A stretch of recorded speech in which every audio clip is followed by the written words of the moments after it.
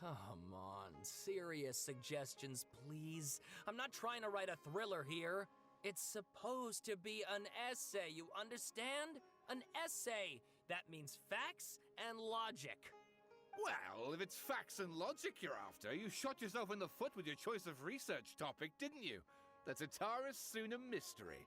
When so much remains unexplained, there's little to be objective about. Unless, of course, you restrict yourself to textual criticism. Yeah, well, this is my teacher's area of research. I can't change that. But it's fascinating enough without having to sensationalize it, don't you think? The strange location, the missing details, a mysterious person. I want to write my essay on something interesting, and I'm interested in getting to the bottom of all this. That's the only reason I came to you. Yes, you came to me, so all the more reason to take my advice. The fact is, it's the dramatization that will make people want to read it. There's no getting around that. Okay, but... Did one of them just mention Tatara-Suna? But that's all the way in Inazuma! Is it just Paimon, or is it kinda unusual for someone in Sumeru to want to write a paper about that? Everyone here's just going about their business. Maybe it really is just Paimon. Guess people here are free to research pretty much anything. Great! Let's go find out what this Tatara-Suna mystery is all about.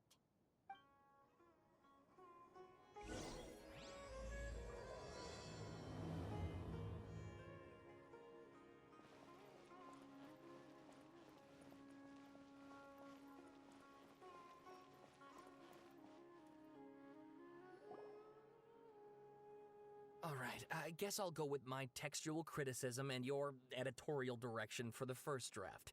I have a feeling that the missing Kabuki Mono will end up being the main focus of this paper. If only we knew where to find that traveler. From what they say about her, this seems like the kind of thing she'd know about. Oh, you're the traveler, you say? Hey, what's with that face? Don't believe us? No, of course I believe you. Actually, I first heard about your great exploits when I was still in Inazuma. This is my first time coming face to face with you and your mysterious silver-haired companion. I couldn't believe my luck, and out of force of habit, I started, examining the evidence. Sorry. Sawada, for the love of... Sorry, we don't get out much, so our social skills are kinda lacking. Traveler, I hear you've helped many people a great deal and been to many places. Would you be able to tell us about Tatara-Suna? Actually, we don't know much about that place either. In fact, we only came over here because we heard you talking about it and wanted to learn more. I see. My teacher chose this area of research as a personal challenge. He said it's difficult to get into because even Inazumans don't know much about Tatara-Suna's past. But who'd have thought that... If you don't mind, I'd love to show you all my outline for the book I'm writing about Tatara-Suna. Hold on, Sawada. Don't you think that's a bit of a deep dive for a first read? Well, fair point. In that case, please ease yourselves in gently by taking a look at Akaba's latest essay draft.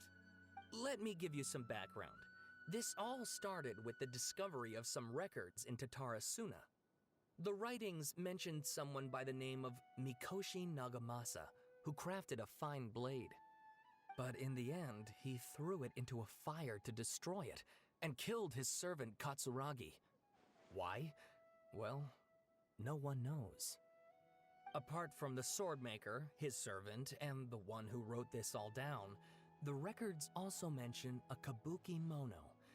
This seems to be an Inazuman word for an eccentric stranger, someone who dresses funny or acts in an unusual way. That's right.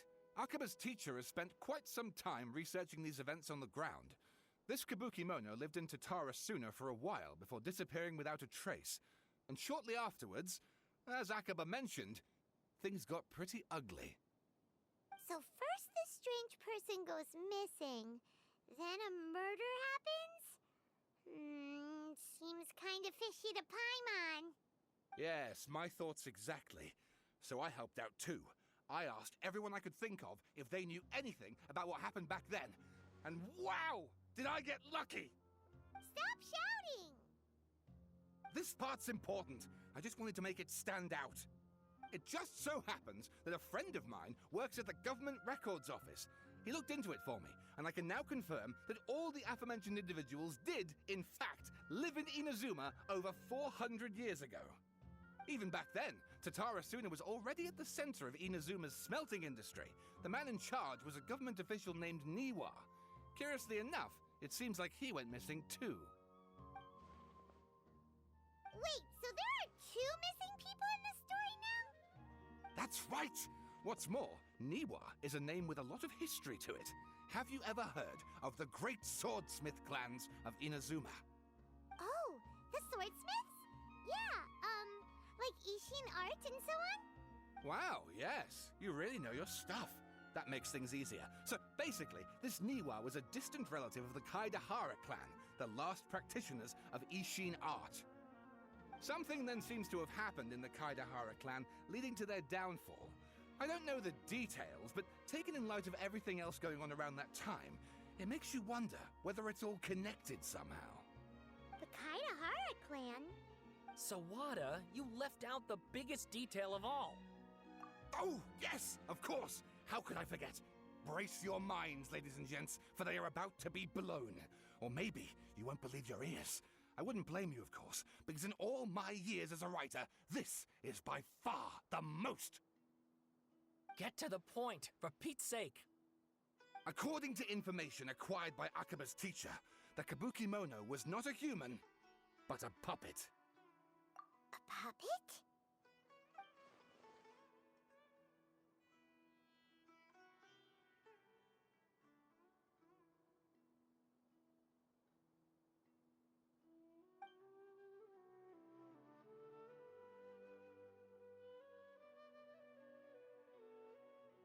Aha! Judging by the looks on your faces, you do know something after all.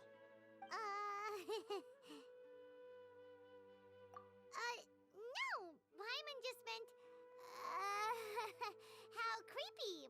The way you described it makes it sound like a ghost story. I agree, it does.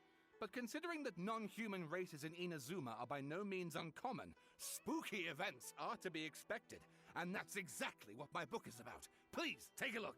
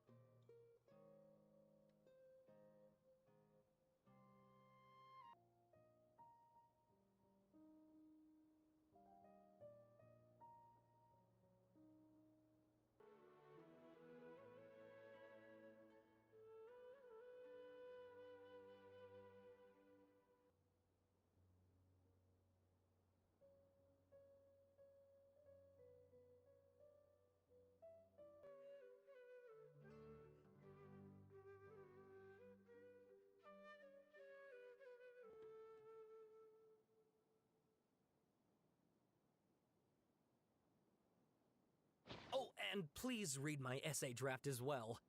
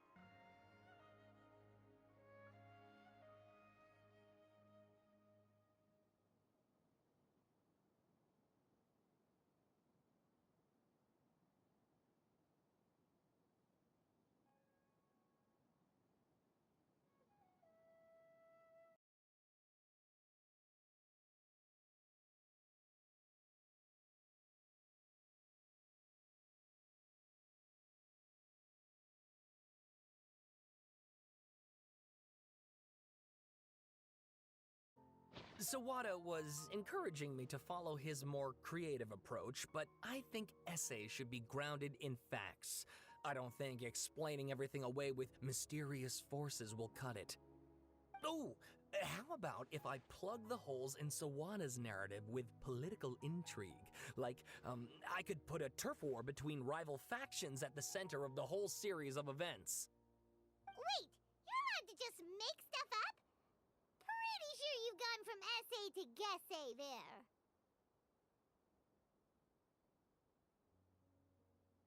Akaba, look. Your teacher has researched this extensively. I've reached out to everyone I could think of. Whatever information we have now is all that there is to know. This is as much detail as you're ever going to get. Besides, if there really was a political power struggle going on at anything like the level you seem to be suggesting, what hope would we ever have of finding out the truth? Good point. Okay, back to the drawing board, I guess. Give me some time. I need to find a new angle on this. We have some other stuff to do, so we'll have to say goodbye for now. Good luck with your essay! All right, thank you. If you find out any more info about all this, please do let me know. Thanks so much.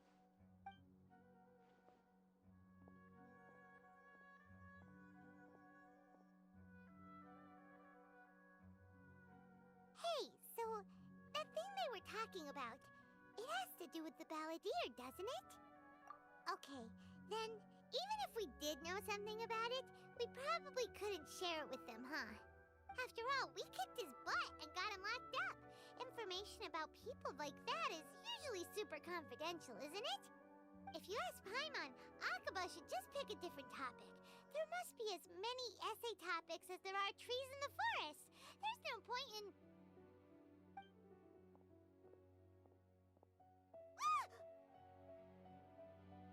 Hey, did you see that?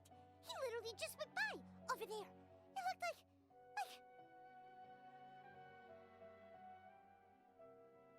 The balladeer! No, it can't have been. He got locked up. Oh, quick, let's catch up and see.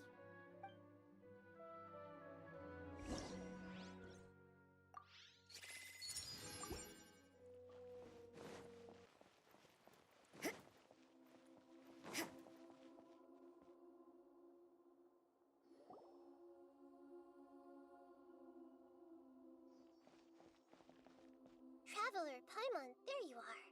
Nahida! Bad news. We just saw the balladeer strolling around in public. Did he escape or... Ah! It's him! Sure enough, you're here. Hey! What are you doing in the sanctuary of Surasthana? Aren't you supposed to be locked up? I know you must have a lot of questions. Please, allow me to explain. It was my idea to set the balladeer free. We made a deal, and he's gonna do some investigation in Irminsul for me. A deal? Huh. You sure you trust this guy? What did you expect? Why do you think Sumeru would keep me around otherwise? Or maybe killing me is all you can think about. But if that's the case, why haven't you done it already? Don't flatter yourself. It was... Nahida said there's still some mysteries in you to figure out. Ah, so if it were up to you, you'd finish the job? Guess I had you all wrong. There I was thinking you were just getting cold feet. Well, that escalated quickly. Not a good start. Could I ask you all to please calm down? But Paimon's worried about you, Nahida. Don't let him trick you. It's not every day you see people questioning the God of Wisdom's judgment. Just when you think you've seen it all. Don't you dare try to drive a wedge between us! As long as the terms are reasonable, I don't think there's a problem in making a deal. Even with the balladeer. Well, I for one have no reason to doubt you. Considering you even struck a deal with the doctor. Yes, one in which I gained valuable information. You'll come to understand more about that in the fullness of time. The balladeer's power was all but completely spent after your battle. He's no longer strong enough to be a strategic threat to us. That puts him in quite a precarious position. Plus, He's a former Harbinger with knowledge of many of the Fatui's sensitive secrets. Being stuck here in Sumeru could make him a sitting duck, depending on how the Fatui plan to respond. Wait a second. Former? You mean he's not a Harbinger anymore? I take no pleasure in saying this, but it seems as if the doctor had no intention of welcoming back a loser, so... Sometimes it's you using them, other times it's them using you. Most human relationships are this way. Certainly all the stable ones are. That's how it was between me and the Fatui, and also between each of the Harbingers. So as long as you have some value to offer, nobody will ever abandon you. But after recent events, even I have to admit that I'm not worth quite what I used to be. Well, if the Fatui are gonna reevaluate my utility, I need to have a backup plan for myself. As we discussed, I don't like causing harm to living beings, and you said you need protection. So, why not join forces with us? I think these two have made their objection to that idea fairly clear, don't you? And they're your friends, so I guess you'll be siding with them. Yeah, obviously! Nahida, don't listen to him! Then let's put that discussion to the side for now. We still have time. Today can be a trial run. Where we go from here will depend on how well we manage to cooperate today. All right, then I'll do what we agreed. Good. Go now, and keep in touch. Nahida, are you serious about this? Yes. I have my reasons for this decision. In fact, I'm largely doing it for your benefit. Yes. As I told you once before, there's information about your twin in Irminsul. Oh, yeah. Actually, that's the whole reason we came to see you today. So, you have an update on that? Mm-hmm. You may remember me mentioning that the Fatui had not included your twin's details in the Descender category. This is an extremely important point. It's possible that the Fatui have other information that even I don't know about. And since the Balladeer used to be one of them, he'll be better acquainted with this information than I am. He was granted the power to connect with Irminsul when he almost became the god of a new era. Even though he no longer has the Gnosis, some traces of its power remain in him. He can still connect.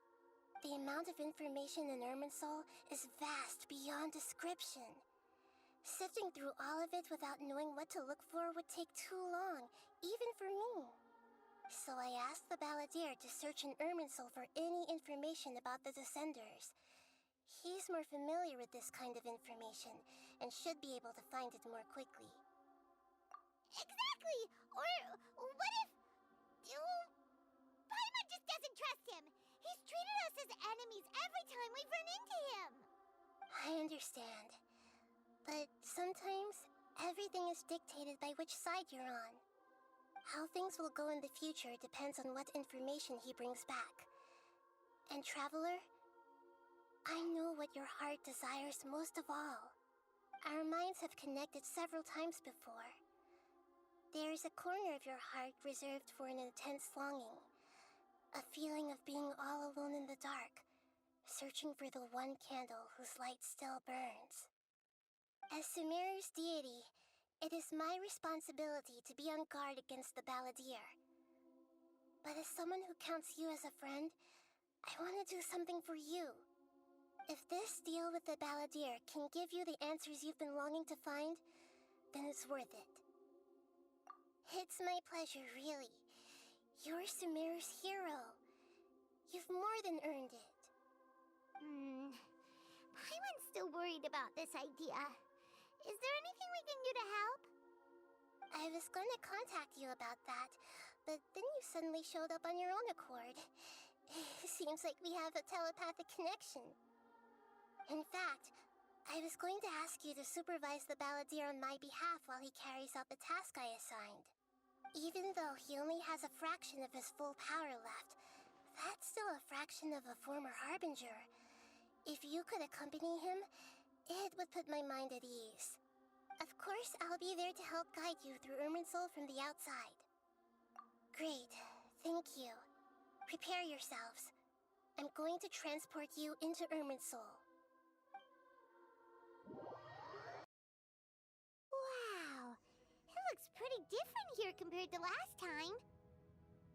The colors are gentler. Guess that must be because Sumeru's at peace now.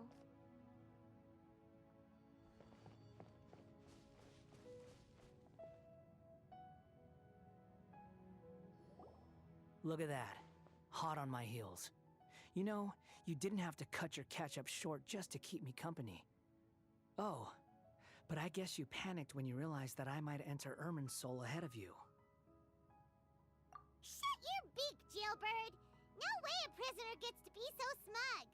I understand that prisoners have to put up with harassment from the guards, but right now, I'm on temporary release. So maybe you should think about backing off a little. Sounds like a successful rendezvous. I need to be quite clear about something. In a few moments, you'll be entering into the innermost region of Irminsul. It is an environment like no other, and the most important place in all of Sumeru. Unlike anywhere else, Irminsul's inner region consists exclusively of torrents of information. You must put aside your differences and be extremely careful as you navigate your way through. I know there are many grievances between you, on both sides, but it is essential that you remain calm after entry. This is as much for your own safety as anything else. Fine, let's call it truce. But only until this mission's over. Let's cut each other a little slack, shall we? We are going to be traveling together after all. Per my agreement with Lesser Lord Kusanali, I'll be at the front. It's my job to lead the way and get rid of any obstacles in our path. All you have to do is keep your pretty eyes open and try not to fall behind. You sure are confident. Paimon will give you that. You make it sound like you're even more experienced at adventuring than us. If there are no further objections, I suggest we get going. Or did you need some time to mentally prepare yourselves? Ew! Ugh, the snark on this guy. It's unbearable.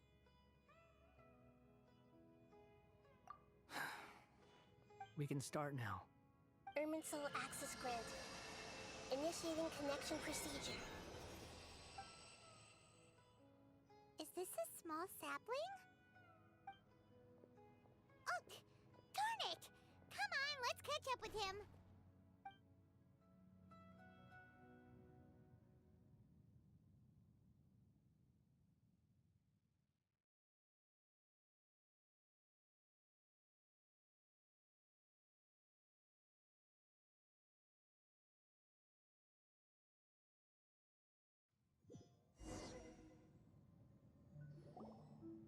Wow.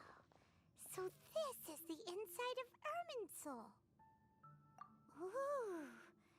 Paimon's never seen anything like this. And it feels like a sacred place. Irminsul is closely intertwined with the entirety of Teyvat. Every bit of information flowing here means something. Pick your jaws up off the floor. It's time to go. Why is it that Paimon just wants to do the opposite of everything he says? Lesser Lord Kusanali, we will now proceed to the heart of Irminsul. Can you still sense where the heart of Irminsul is? Yes. Permission to begin searching for information there?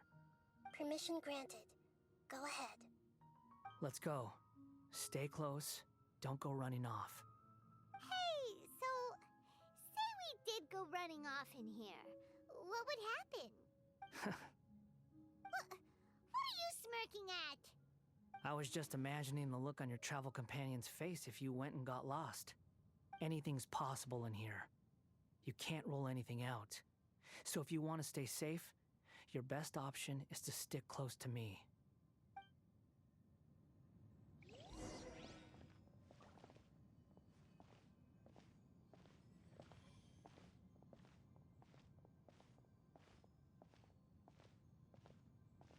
These sapling things have spread out.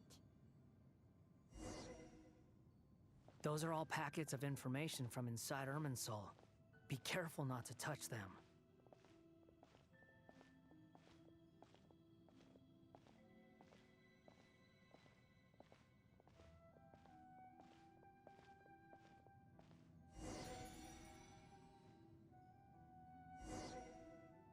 It looks the same in every direction.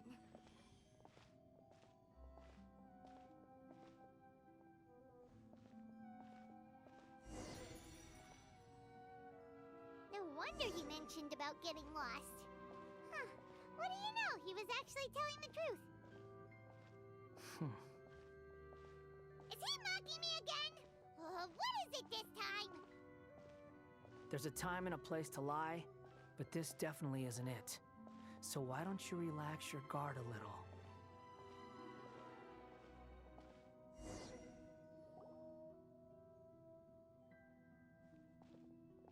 We're here. What a huge tree! Lesser Lord Kusanali, Good, you made it. Are you ready? ready when you are. Then please begin. Preparing to access cognitive currents. Establishing waypoint. The Balladier's actually doing what Nahida tells him. Guess he must want to stay alive.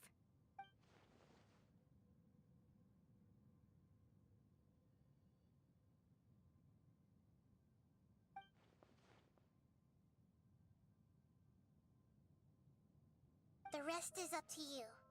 If you discover anything at all, make sure to share it with us. Will do. Huh. For once, we're the ones with nothing to do. Traveler, Paimon, would you like to talk? Yes, I've also invited Paimon to join. Huh? What the? We can talk to each other inside our heads?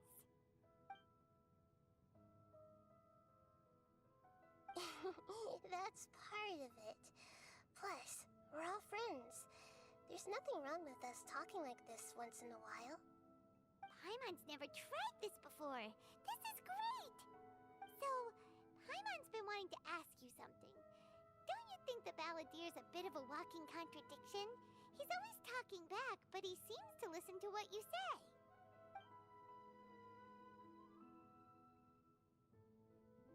As I've told you before, there are still some mysteries for him to resolve. Things that are clear as day to me, but that he has yet to understand. Perhaps today will be the day that he finds some answers.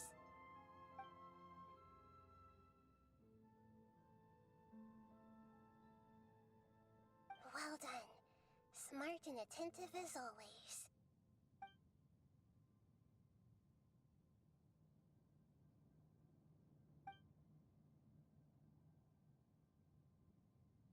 So, you made contact with that part of his mind. Well, it's true. Betrayal turned the Balladeer into the person he is today.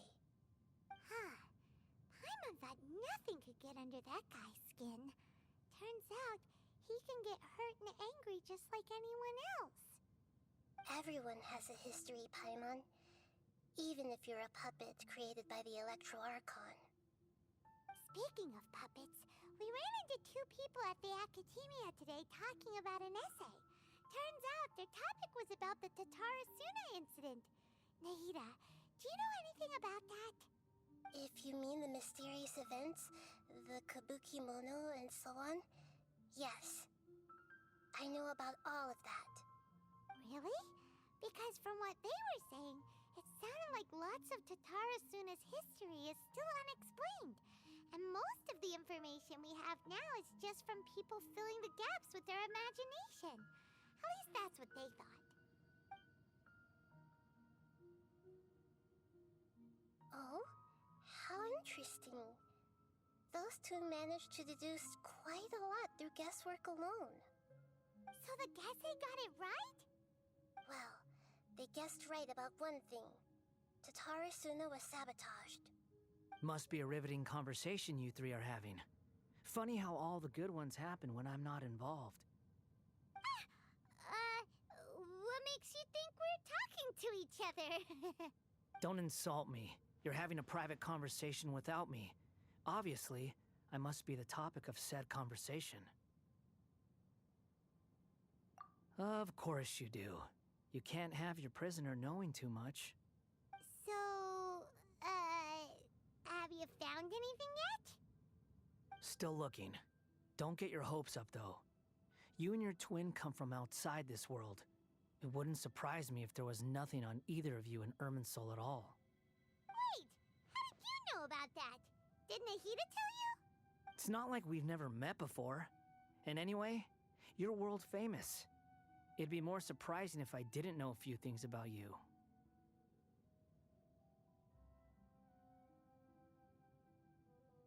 Right now, we have to keep the peace. I'm not interested in creating more misery for myself, and making cordial conversation is something I can manage. Huh? Wait. This light. It looks similar to those saplings. What could it be? Anonymous data. Hey, don't you forget the agreement! You have to share it with us! Shh. Just wait. Mr. Niwa, are you certain this is worth the risk? We are talking about Tatara Suna's furnace, after all. It may not pay to act rashly. There's no one else who can enter the furnace. It has to be me. Is that so? Well, since you insist. It's...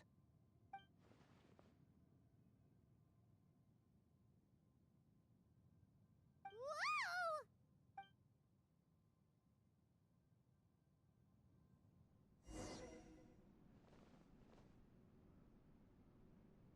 I have been in Tatara Suna for some time now.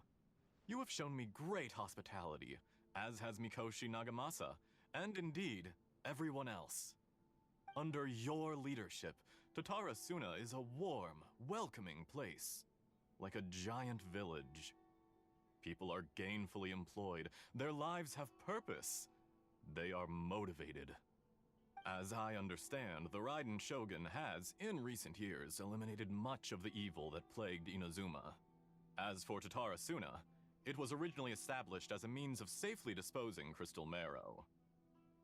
The forging industry with crystal marrow as a raw material has since flourished, giving rise to generations of swordsmiths. Some world-renowned, others unknown, all passing on their legacy. Skills, blood, dreams. Every smith brought into this trade looks to find their purpose between steel and blade. That is why you accepted the proposal brought to you by myself and Akame. Yes, well, were it not for you coming to Inazuma and happening to make Akame's acquaintance, the two of you never would have joined forces. And he would be the first to admit that there's no way he could have revolutionized our forging process like this on his own. At least not on the same timescale. You allowed Akame to take all the credit for a method that you jointly developed. He sold it to me, and now every piece of ore here is smelted using the new technique. Even now, you remain one of Tatara Suna's key consultants, working right here alongside us. I believe it is you, sir, who are truly responsible for the changes in our manufacturing and forging methods. You flatter me. From the outset, I saw much that was commendable in the forging industry of Inazuma, and it has been my great honor to befriend you all. So you say, Escher. But is this really the truth? My good sir, what do you mean? I tried to resist thinking it was all connected, because I didn't want to speculate, and I didn't want to believe that things could turn out this way. What have we gained from adopting your new technology? Ominous black smoke? Mounting production problems? Worker fatigue and casualties are up and continuing to rise at an alarming rate. And recently, as you well know, someone died because of that strange filth inside the furnace. We've kept the truth from spreading outside, but still, I suspect you understand it better than I do. None of the people who went out to get help have come back. Now, our mutual friend, the Kabuki Mono, is taking the Golden Feather to Narukami Island to seek an audience with Shogun. This is our last hope. But that doesn't faze you, does it, Escher? Nothing does. Otherwise, why would you still be standing there with that smile on your face? I'm just surprised that you finally chose to be so sincere. I'm sure you've been harboring these suspicions for quite some time. Mikoshi Nagamasa may have noticed that there was one common denominator among all these events. Namely you, Escher. But Mr. Mikoshi is more cautious than I. He does things by the book. After all, Nagamasa is the adopted son of Mikoshi Torichio, the yokai struck down by the Shogun's own hand. If he truly seeks to redeem his family's honor, an abundance of caution is well advised. You're well informed on the subtleties of his situation for a mechanic all the way from Fontaine. Are you sure you're not a little overqualified? Why, Mr. Niwa, are you suggesting I find a job as a diplomat? Sadly, I am so very attached to my craft. Enough, Escher. I'm here because an evil force is raging inside the furnace. And someone needs to take your new device inside the high-risk zone so we can absorb it and put an end to the problem. I'm in charge here. And I'm about to take some responsibility and head inside. Probably to my death. But what about you? What are you still doing here? Judging from the look in your eyes, you don't seem to trust me. Drop the act! We're past that now. Whoever you are, it looks like your plan to destroy Tatarasuna has worked. I just want to know what you're still doing here. What's left? Don't you have all your answers by now? Honestly, I'm just waiting for the right moment.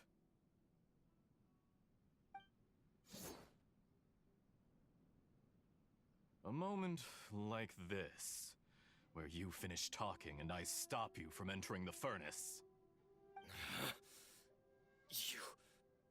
You...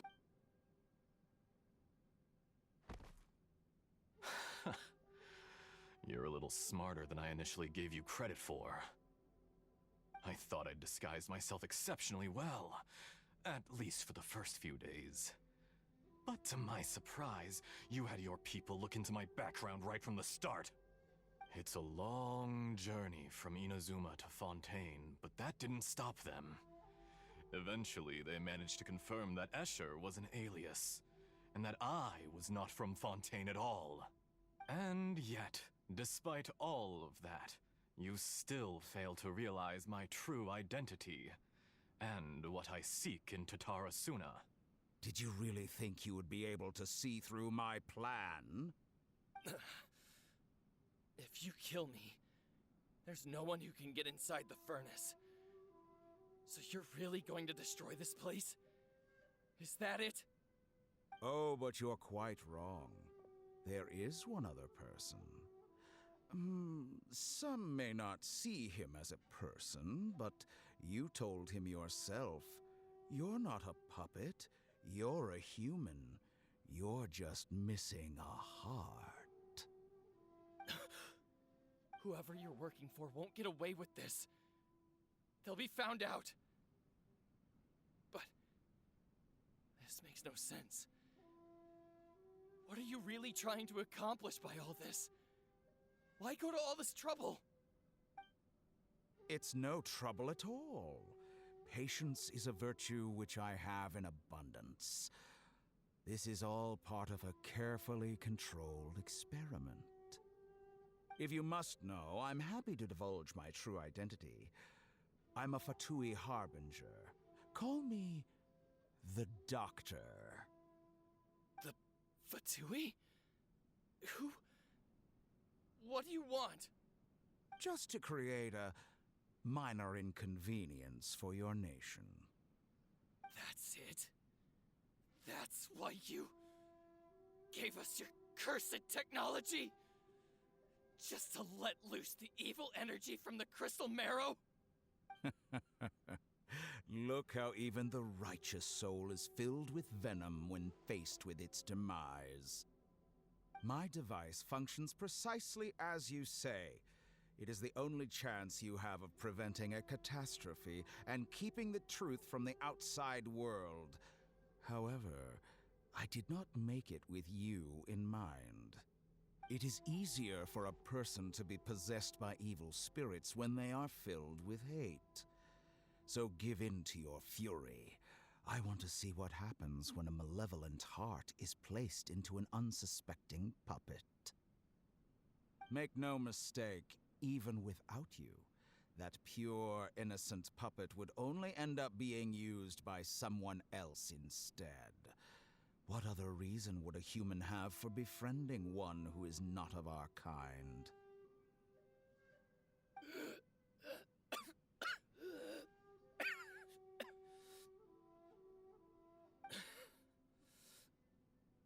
If you give him my heart, tell him that both Nagamasa and I see him as one of us. He has nothing to prove to anyone. Because not everyone just wants to use other people. The only ones who think like that are people like you. What a beautiful way to see the world. It almost makes me feel a little guilty. Then out of respect for you, I shall redefine myself. Think of me as a monster or a demon, if you wish. At least this way your death is not a consequence of your own folly turning you into an easy target. You simply lost to something more powerful than you could ever hope to defeat.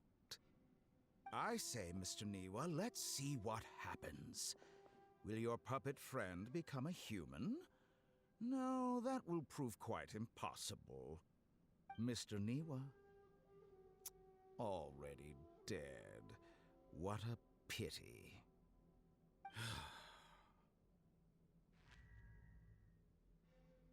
Jester, I have completed the task you gave me, creating a gap and infiltrating Inazuma's inner workings. What fun it was. I'd like to introduce a puppet to you. If he proves useful, let's make him our newest comrade. And if not, let's turn him to dust.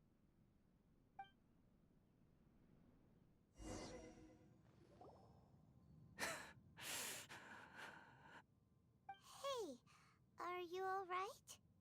Dottore?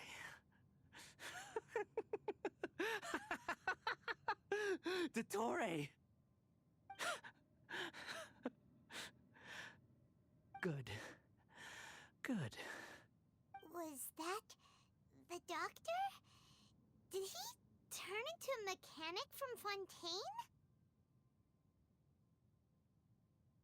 But why did we see things from his perspective? When I touched the doctor to confirm whether he'd eliminated all his segments, I read this memory in his mind. You have to admit, it must be the truth. Maybe so, but it means nothing. Does it? But this memory shows that Niwa didn't betray you. He never meant for you to be the one to take the device into the furnace. You know very well what that means. Even more so than I.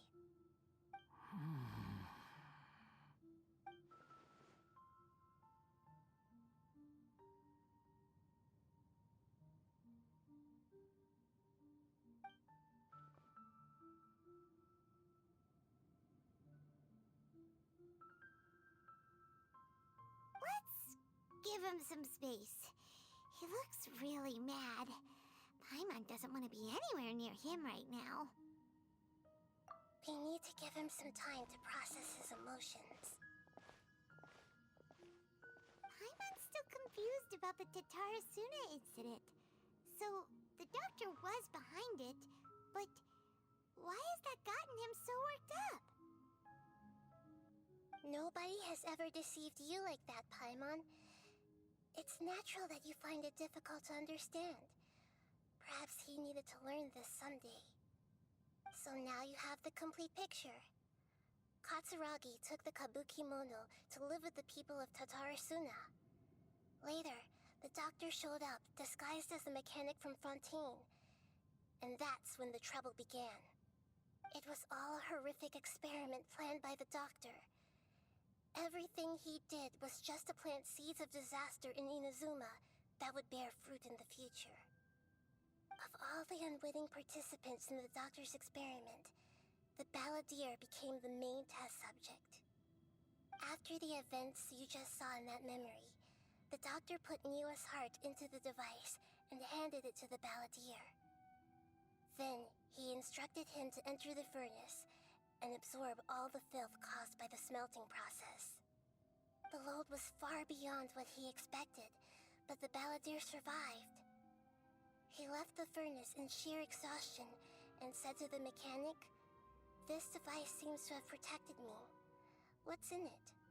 The mechanic answered, "Niwa fled this place for fear of punishment, but he left you a gift. He said it's the one thing that you've been looking for." He took it straight from the chest of one of his innocent servants. The mechanic removed the withered heart from the device as he spoke. The balladeer was stunned that such unthinkable cruelty had brought him the thing he'd been longing for his entire life. A heart acquired through cold-blooded murder is a cursed thing, but it had protected him from the filth. He thought Niwa had completely betrayed him, and yet this very betrayal had ensured his survival. Overwhelmed with anger and sorrow, the balladeer threw the heart to the ground and left Tatarasuna without looking back. Holy moly. So the doctor killed an innocent man and pinned everything on the victim? That's terrible.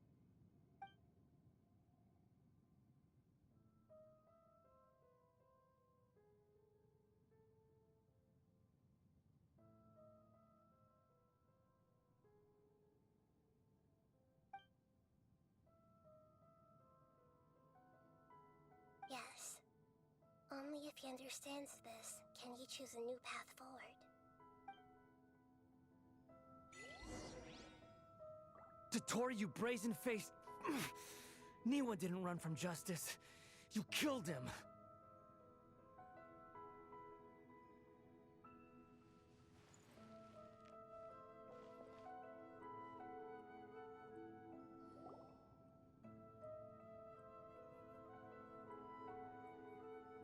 Shall we see how he's doing? Hey, you alright? That's a scary expression. Are you worried about me? If we didn't have such a history, I'd almost think that qualifies me to be your friend. It won't. I'll keep my end of the deal. Hey, are you investigating the stuff we want to know about? That's why we're here. But unfortunately, there's no information about the Descenders in Irminsul. Even if you can't find anything, that seems to confirm it. Irminsul does not keep records on the Descenders. Anyone who comes from beyond this world is not counted as part of Tevat. Oh, does that mean we have to leave empty-handed? Don't thank me just yet. You look really upset. Well, since Irminsul was a dead end, I guess I can share some other info that might interest you. Huh? About what? The reason why there are records about your brother in Irminsul. It might have something to do with Khaenri'ah. Apparently, Khaenri'ah was his first destination when he arrived in this world. Plus, he only came to this world because the heavens responded to the summoning. The heavens responded? The Jester told me this himself. You can take his word on this. He was a royal mage in Khaenri'ah, and lived with your brother for a time.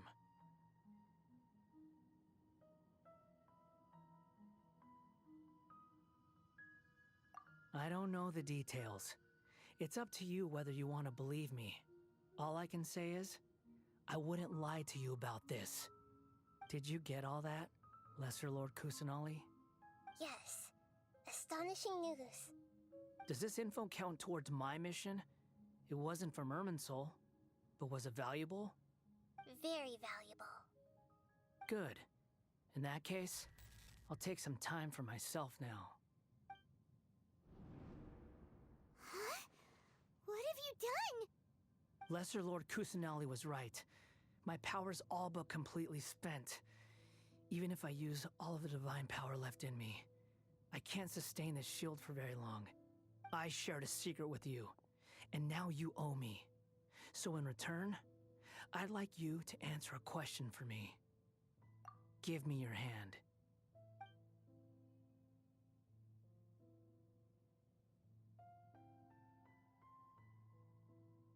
Can you hear my voice inside your head? No, I can't do anything like that anymore. At most, all I can do is exchange a few words with you. So tell me, in this world, is it possible to change the past?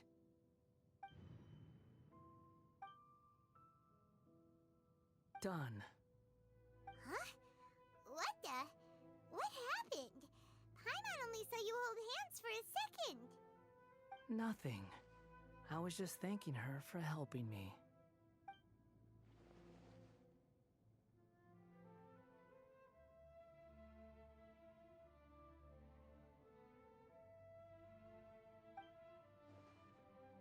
So long. I suggest you get yourselves out of here quickly.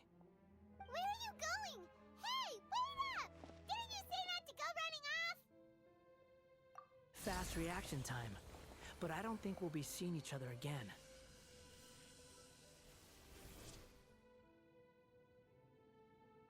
From this day forth, the names Balladeer and Kabukimono will cease to exist. Those who died in Tatarasuna because of me deserve another chance at life. Hey, Balladeer! Don't do anything stupid! You know, I never did like insects. Hordes of the puny things swarming together can be a real nuisance. And I enjoy nothing more than to stamp them out like the pests they are. But if a colony of harmless ants isn't threatening anyone, I guess they deserve to be left alone. Luckily, everything can be set right. It's time to solve this once and for all. Balladeer! Balladeer! Uh-oh, he disappeared. Come on, we gotta find him somehow.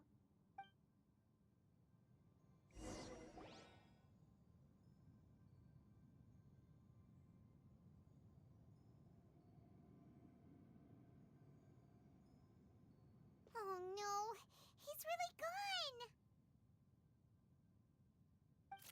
Oh, can you hear me? Nahida! Traveler, Paimon, Balladeer, what happened just now? I was suddenly cut off by some kind of power. It was the Balladeer's fault. He shut you out. I didn't think he'd be capable of something like that with so little power left. Did he keep some of his power hidden when he was defeated?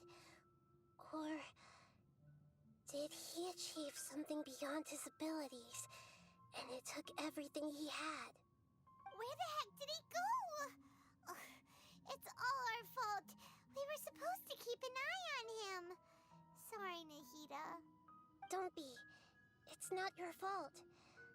Please, let me handle this from here, even though I'm not sure I can solve it. We're running out of time.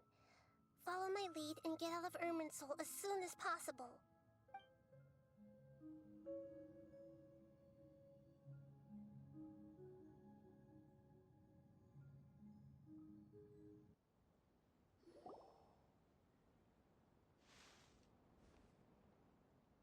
We're out! And we're at, an inn or something? This is an emergency. I'll have to ask you to stay here for now. Everything's arranged, and nobody will disturb you. I'm sorry, but This isn't something I need your help with. Leave this one to me. An emergency? How bad is it? Nahida, will you be okay? Don't worry. If my assessment is correct, though there may be some minor disturbances, it won't lead to a disaster. Please rest and recover your strength here until I say it's safe. Her voice has gone. Paimon can't shake the feeling that something really big has happened. What do you think the Balladeer meant? And why did he suddenly grab onto you before?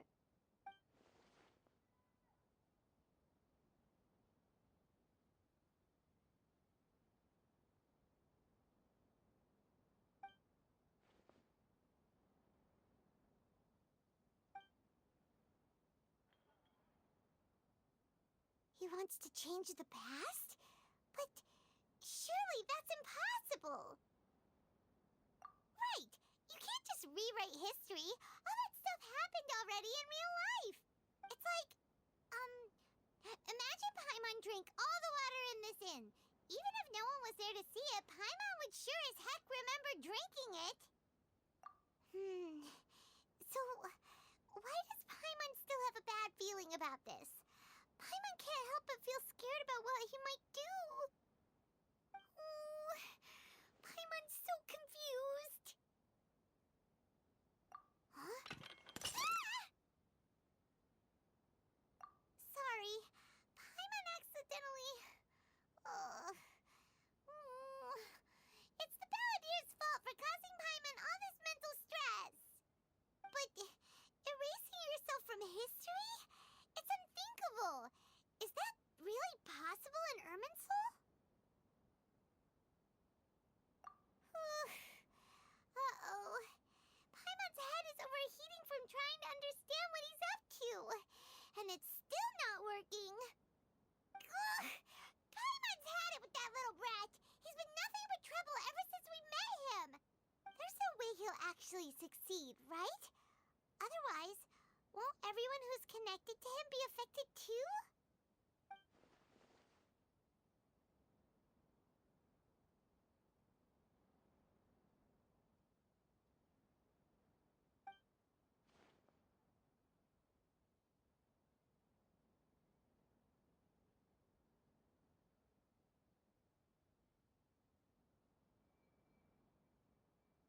There's nothing we can do about it at this point.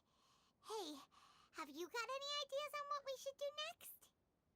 Seems like now there's nothing left for us to do but to go to sleep. But Paimon's still so worried. Paimon won't be able to sleep a wink tonight. So, how about, we list all our favorite foods to take our mind off things? Heck, if that doesn't work, Paimon's probably gonna collapse of anxiety here. Alright, Paimon will start. First dish. Munstack grilled fish. Oh, and chicken mushroom skewers. Tea break pancakes. Cream stew. Sauteed matsutake. And Dragon chili chicken. Almond tofu. Satisfying salad. Oh, also Adeptus Temptation. Golden shrimp balls. Triple layered consomme. Lotus seed and bird egg soup. And...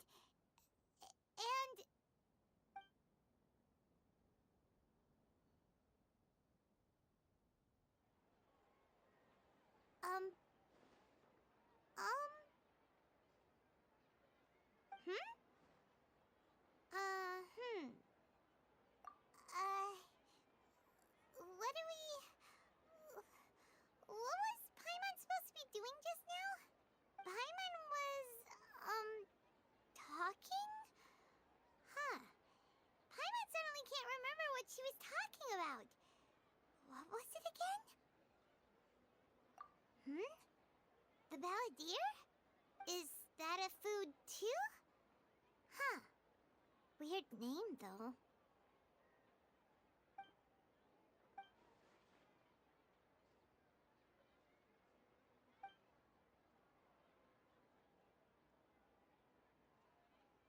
What's wrong?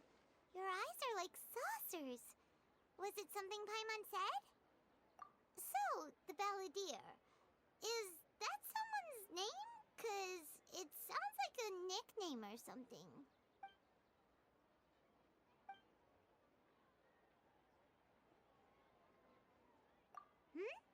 Okay, sure. Where are we going? Huh? Find my Paimon, but is everything okay? You're acting like this is an emergency.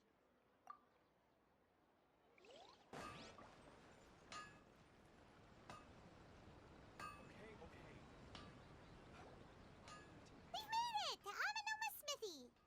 Ah, it's been a while. Of course. Go ahead. Oh. Now there's a question I wasn't expecting.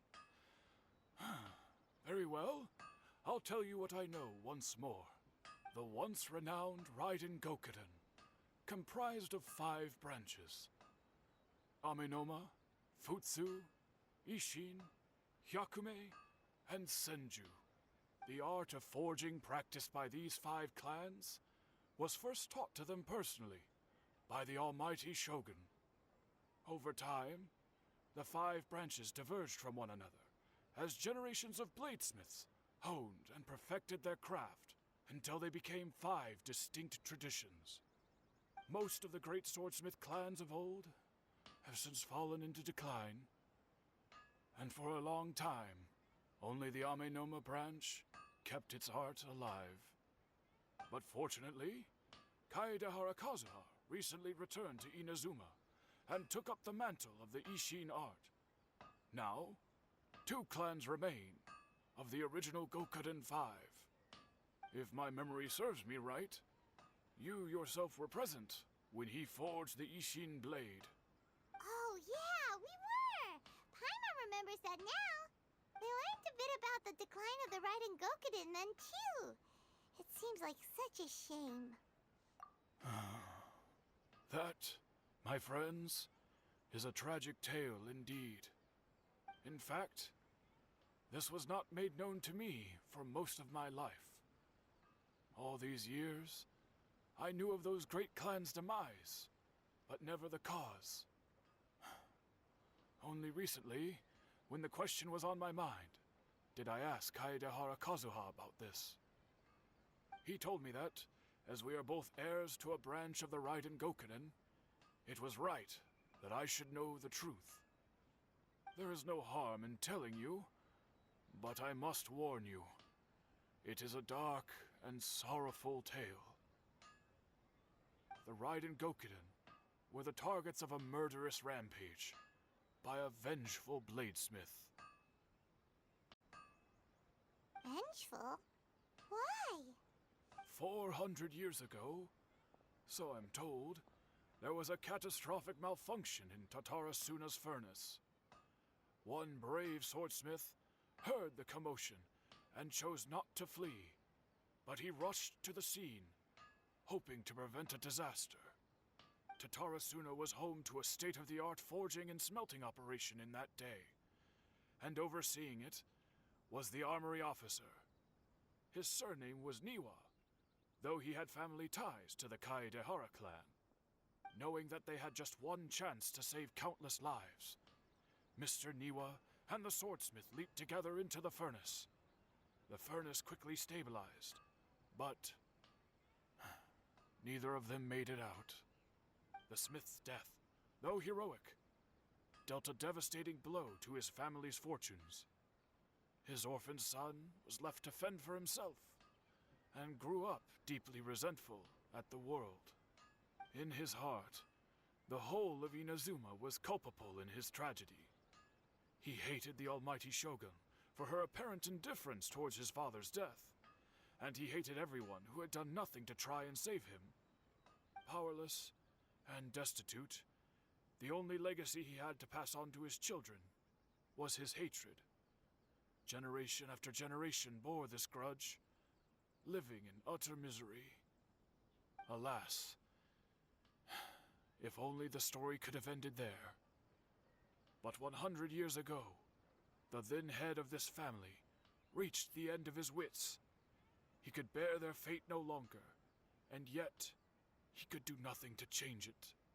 Finally, he made a drastic decision to take revenge on the Raiden Gokuden. In doing so, he sought to vent his pent-up anger and shake the very foundations of Inazuma's forging industry. In his fury, he murdered indiscriminately, killing even bladesmiths from the Hyakume clan which he belonged to. His goal was absolute, the devastation of all of the Raiden Gokuden. But when he came to the Kaedehara and Kamisato clans, his killing spree came to an abrupt end. He failed to catch them unawares. They fought back fiercely, and they did not spare his life. That is why the Kaedehara clan and their Ishin art survived that day. I suppose they were the lucky ones, under the dire circumstances.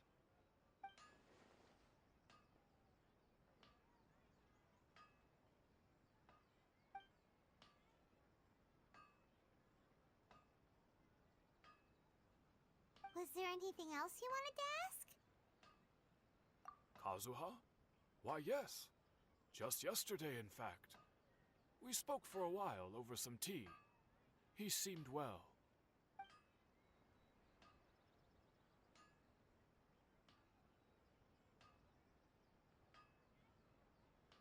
My pleasure.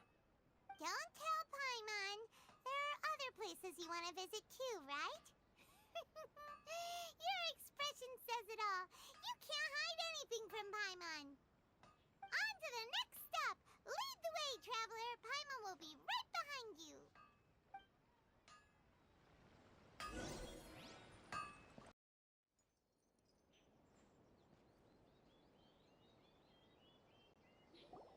We're here. This is the Yashiro Commission's headquarters, so... Traveler, it's been a while.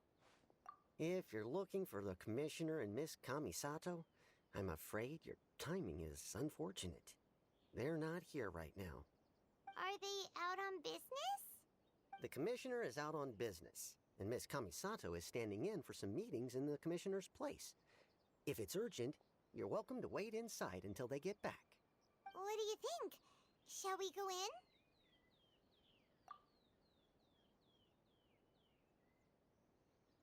If it were anyone else, I couldn't allow it. But seeing as you're so close with the Commissioner and Miss Kamisato, I think it should be okay. We'll be heading in then. Thanks! Hello, dears. Is there something you want to say?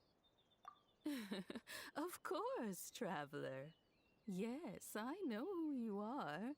Miss Kamisato has told me about you. What would you like to know? Oh, they're both very well indeed. Lately, Miss Kamisato has been rather busy attending all kinds of meetings and occasionally paying visits to some local organizations on the Commissioner's behalf. As for the Commissioner himself, well, you know, busy as ever. That much hasn't changed. Although he does seem to be in a rather good mood these days. So pretty much business as usual in the Yashiro Commission, huh? Very much so.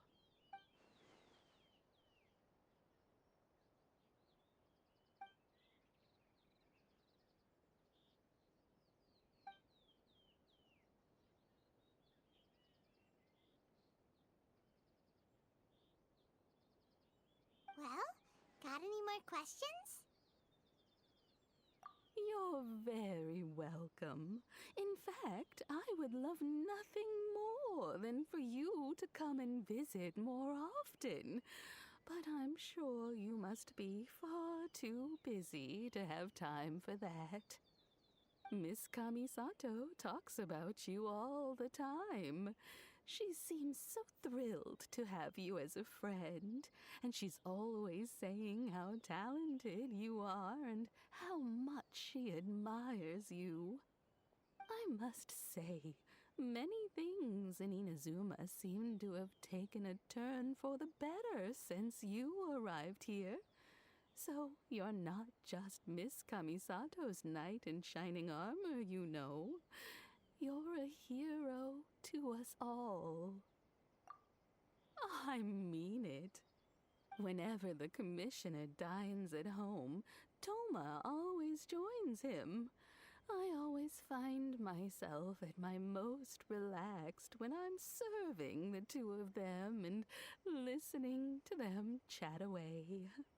The commissioner has such a busy schedule that he doesn't always have the chance to take his meals at home. But given the opportunity, he always prefers to dine here. They say it's because Toma's a much better chef than most. Oh, the commissioner is so fond of home comforts. They get to talking about you sometimes, too, you know. Always with a very fond tone.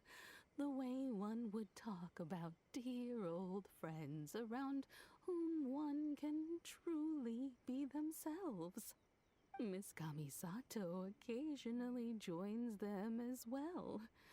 Whenever the whole family gets together and they start talking about people they've met and experiences they've had, you always get a mention. It's been many years now since the late Mr. and Mrs. Kamisato passed away. Much has happened in the Kamisato clan in that time.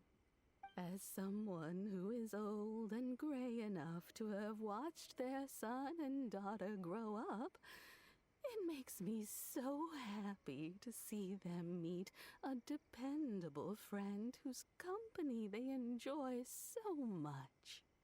So, in the future, if you ever do have the time, please know you are always very welcome at the Yashiro Commission headquarters.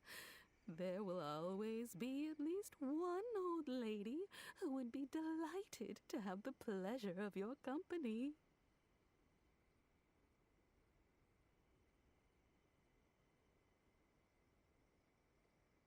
Wonderful. Thank you. Paimon likes it here too. Also, you were saying something about the food here being really great. Paimon's itching to try it. We may just have to invite ourselves around for dinner sometime. Paimon meant we should come pay a visit again real soon. Ideally around dinner time. Of course. You're always welcome. Alright, goodbye for now. Where are we going next? Great! Goodbye, ma'am. Don't worry, we'll see ourselves out. All right, then. Take care now. Hope to see you soon. Oh, are you two leaving already? Yep, everything's taken care of now. Don't worry. Very well. Safe travels. Goodbye.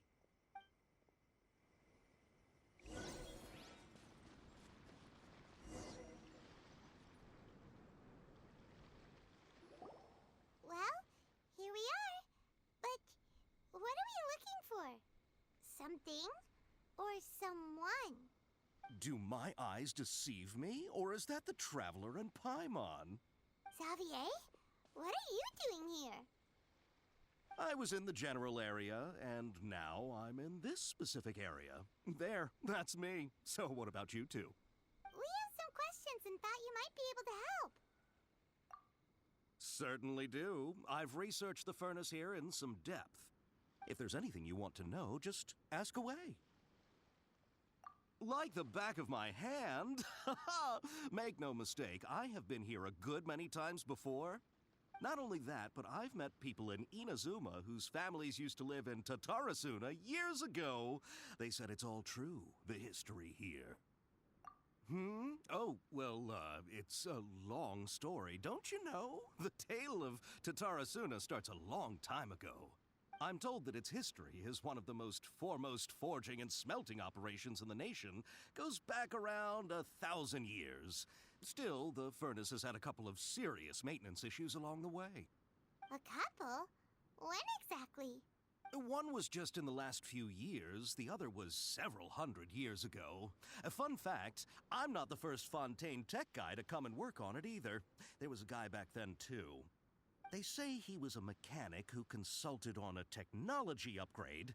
It seems like the technological collaboration between our two nations goes back a long way. How about that?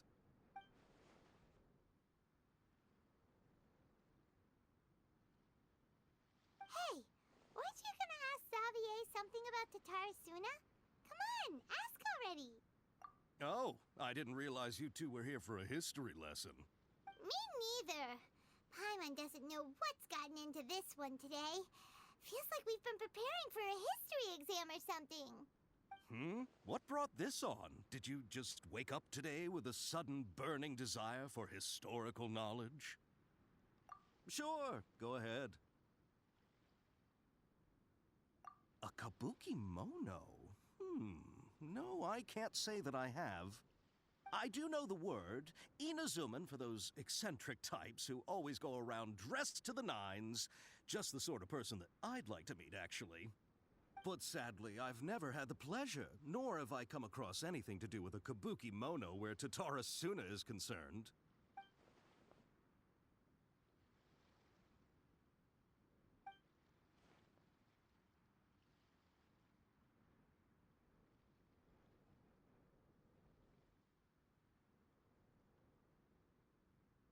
Of course! Don't mention it.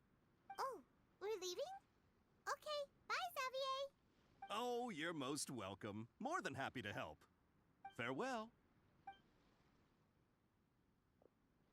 Looks like you got all the information you're looking for.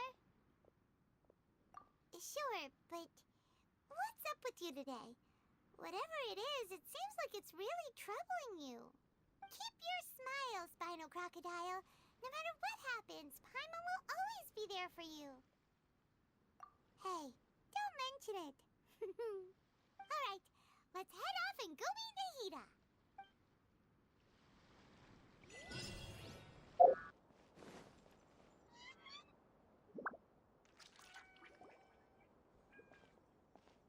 Hey, it's them!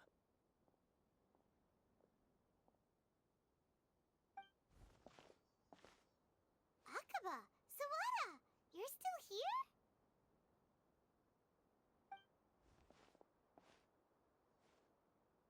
Indeed we are. If you have a moment, we'd love for you to join us once more. We have time. What do you want to talk to us about? It's the same topic we discussed last time. Obviously. Still looking for more info about Tatarasuna, huh? Should we join them? Unfortunately, we haven't made any real progress. Huh? Oh, of course.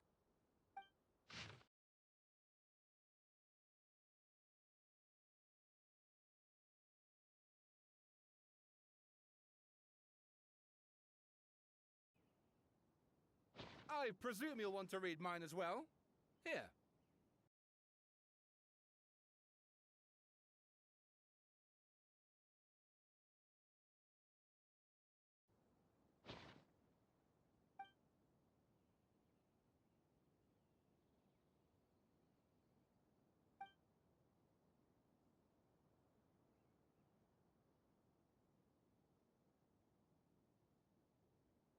Well, what do you think? Hey, Traveler.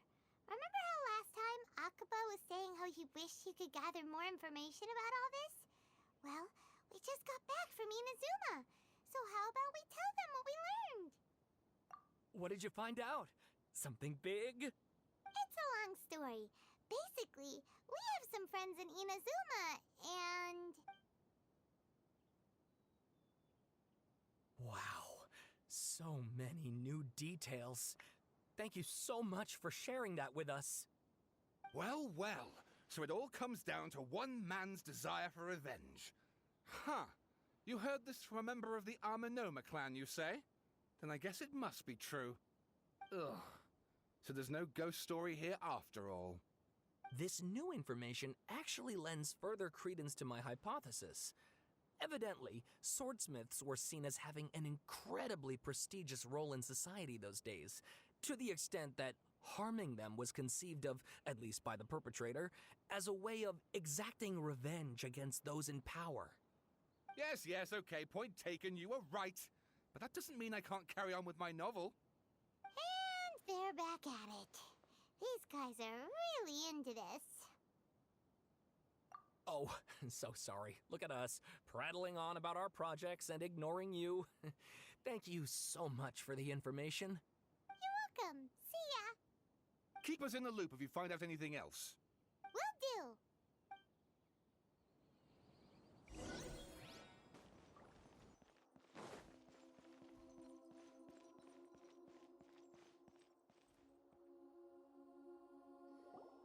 Nahida, we're here! Traveler, Paimon, how have you been? Ugh, where to start? Paimon hasn't had a moment's rest this whole time. That night, we ended up chatting until suddenly the sun was up. And then she decided she wanted to go to Inazuma. The Balladeer? This sounds like some kind of code name. You look troubled. Is there something you need to tell me?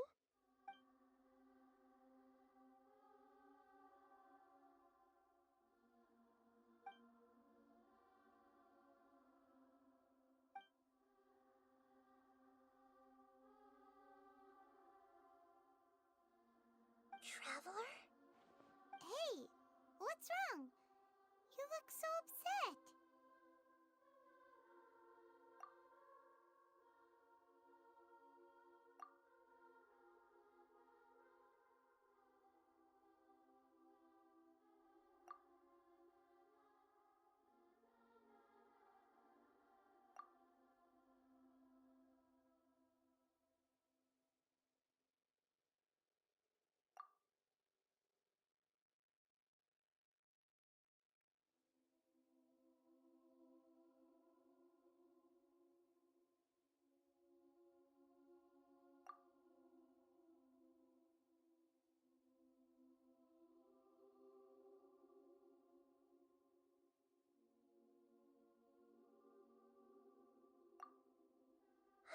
That's quite a story.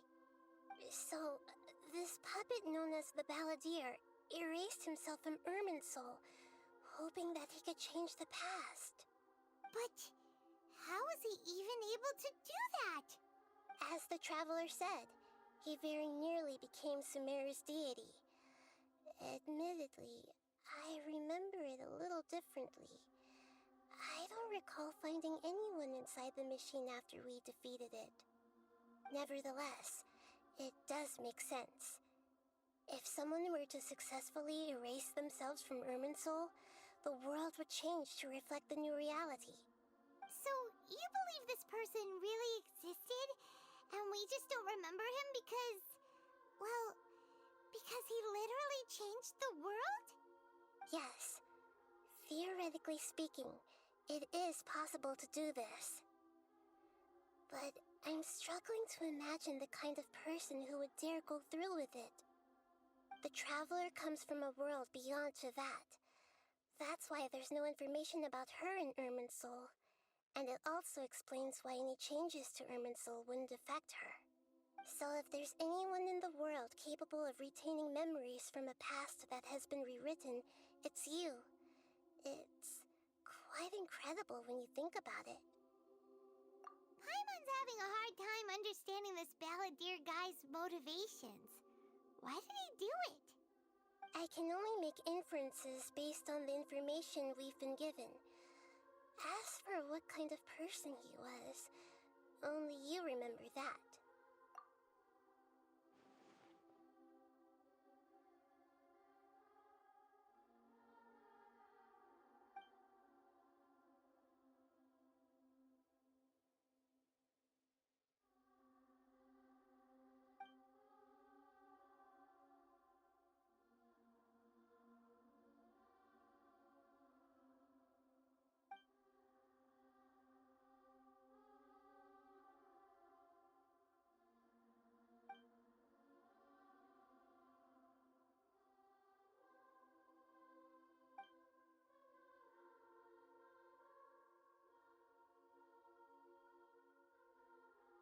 something else worrying you?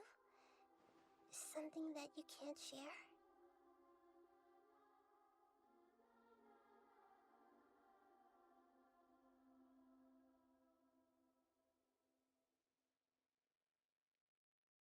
It couldn't change the fate of the ones who had died, right? Once the Balladeer realized he hadn't been betrayed after all, it must have completely changed his view of the people of Tatarasuna. Now he saw them as friends again. He couldn't keep hating humans after that. And if he thought there was a chance he could save his old friends, it would be hard not to try. The story makes sense, every part of it. The Balladeer tried to achieve godhood with the doctor's help. He was unsuccessful, but retained the power to connect with Irminsul. That power then enabled him to change what was recorded in Irminsul and erase himself, even though he didn't have much strength left. Yeah, it does make sense, but it still ended in tragedy for his friends. It just feels so hopeless. He gave everything to do this, but it seems like he got nothing in return.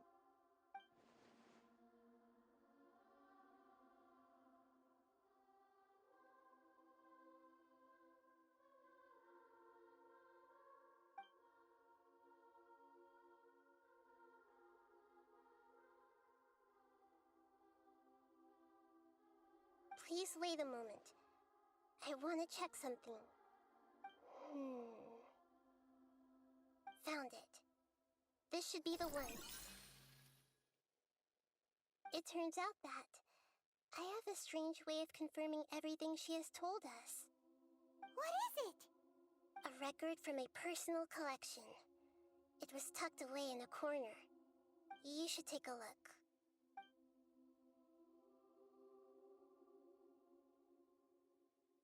Is this a fairy tale? Who wrote it? I authored this record myself.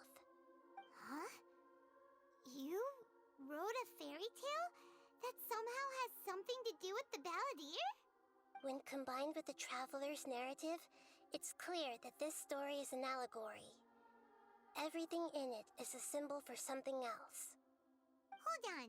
So this record survived from the past? Yes. Any information about the Balladeer or the Kabuki-mono in other records will have been changed. But I wrote this story in a way that means it was left intact. Changing the information in Irminsul changes to that. But Irminsul can't change information that was well hidden in advance. I guess I must have written this story as a backup before the Balladeer entered Irminsul. That's incredible! What a great idea! And sending the Traveler into Irminsul with the Balladeer must have been a further precaution. I knew she'd remember everything. This story is abstract enough that it still resonates with the present information recorded in Irminsul. But if we connect all the different pieces together, the true story that emerges is the one she told us. The now erased life of the Balladeer.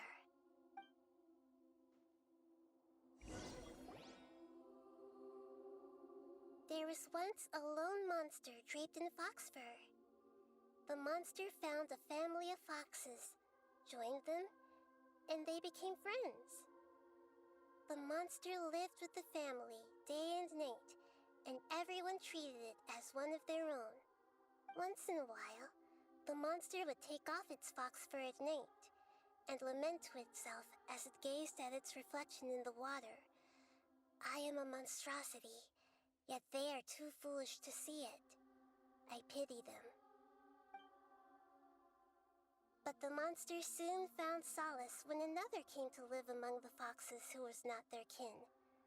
A kitten, carved from the wood of a white tree who had been abandoned by the humans. The kitten too wished to become a fox, but its tail was too slender and it could not grow a coat of richly colored fur. Yet when the other foxes saw this, they spoke words of comfort to the kitten. Even without a tail and fur like ours, you are still one of us. Furious at this happy resolution, the monster lit a fire on the mountain. The terrified animals panicked as the fire spread. The only way to extinguish the flames was to make a sacrifice. A gray fox stood up and addressed the monster. It said, "You are the cleverest among us. Surely you can help us find a way to solve this." The monster smiled, led the fox toward the fire, and murdered it. The gray fox's heart was turned into a beautiful drop of water, clear, spotless, and pure. The monster gave the heart of water to the kitten, telling him, "The foxes have decided. You are the one who must be sacrificed. Take this, quench the flames, and die for your fox kin." The fire was extinguished, but the kitten lived. It left that side of the mountain and found a little bird who had a broken wing. The two promised they would spend their whole lives together, but the little bird did not have long left to live. It passed away soon after. After burying the bird, the kitten left the mountain for good. Never again would it cherish a single creature, nor a single blade of grass that stood on that mountain. The kitten spent the nights wandering aimlessly, gnashing its teeth at the moon. How it wished to swallow the moon and devour the moonlight. If the world could only return to darkness, then it would finally be peaceful and content. I will become the new moon, the answer to everything. Then, no one will know that there were once birds, foxes, and cats in this world. And no one can know that they were different.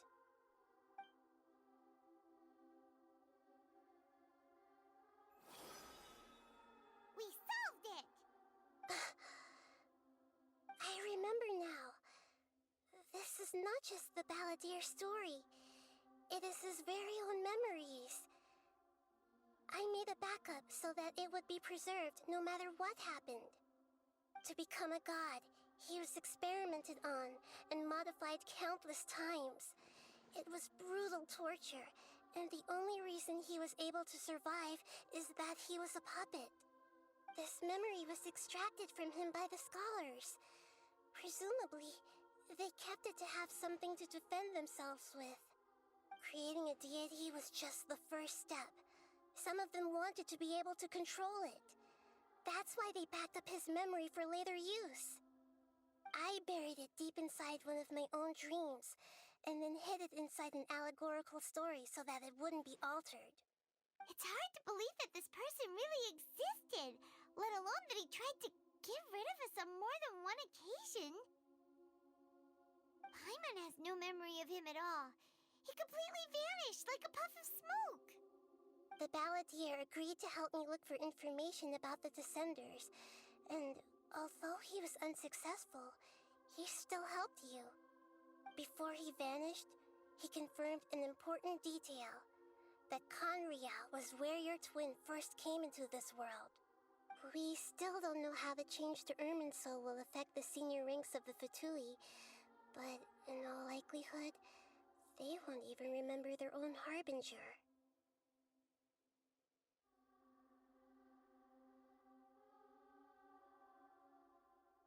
It sounds like Paimon wouldn't like this guy a whole lot if he was still around.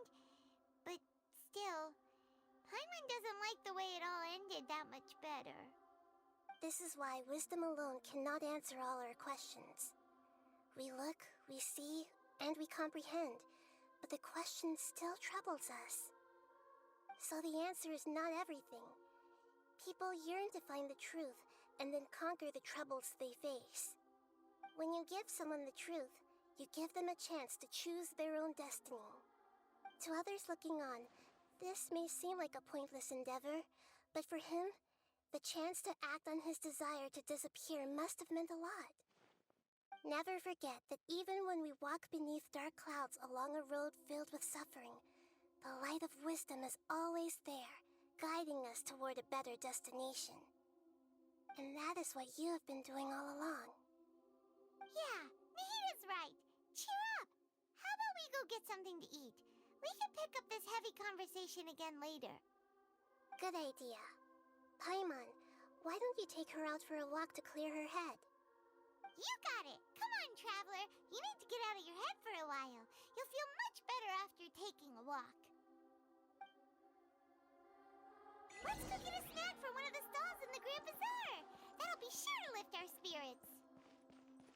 It must be really tough being the only one who remembers all that, but Paimon's always here to help cheer you up.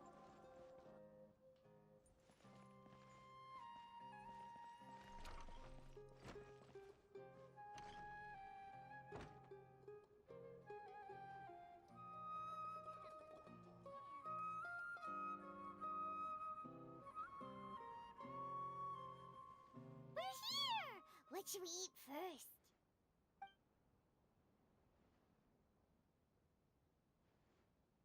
Hey, are you gonna answer or what?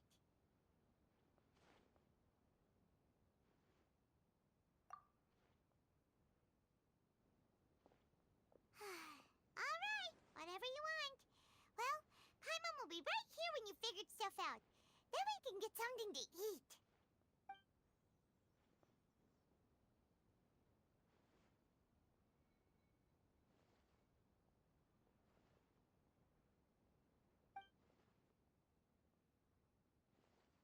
What is it? Have you figured it all out?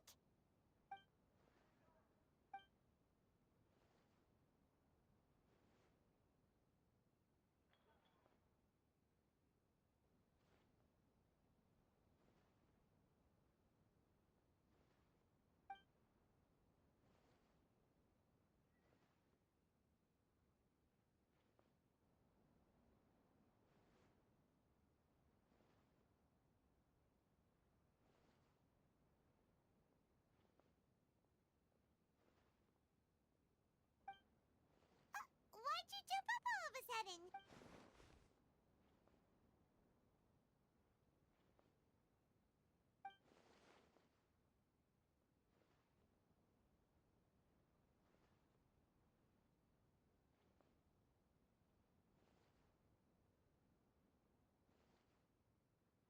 Excuse me, boss. There seems to be a small problem with the last bill. Look, here.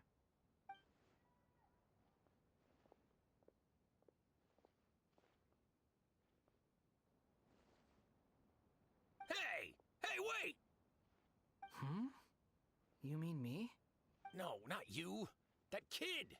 Didn't you see? Little rascal grabbed my last 2 fresh Sunsettias and ran off. Look, if you're gonna help out here, you can't keep spacing out, okay? What is it?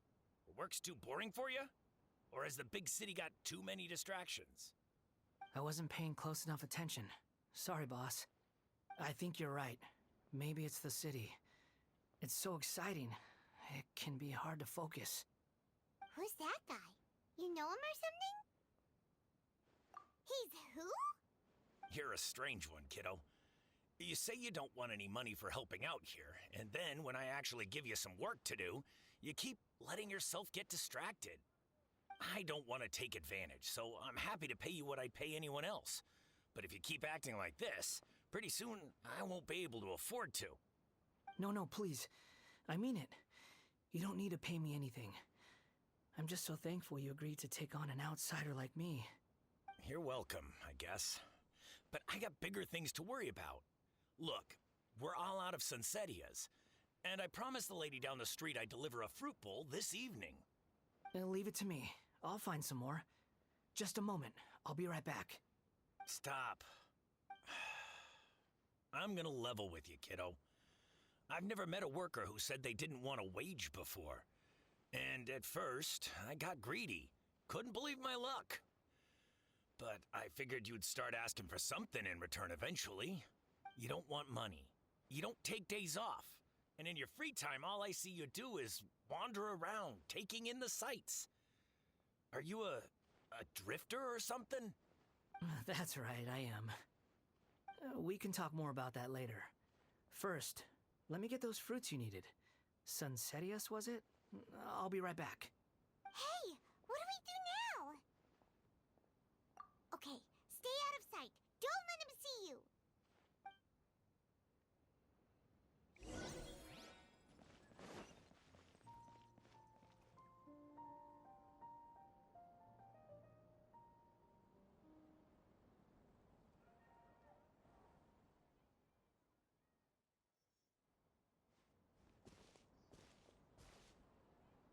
Yeah, this'll do. Even though you say he's the balladeer, what are we planning on doing? Stealing his Sunsetius? Isn't that a bit too cruel? Oh, all right. This should be enough. Guess I should wash them before I take them back. Huh? You two over there. Is there something I can help you with? He spotted us! You've been following me all the way from the city. I'd have to be blind not to notice. Have we met before? No, we haven't met. But you know me? I have no recollection. Are you absolutely sure? Sorry, but I just can't take your word for it.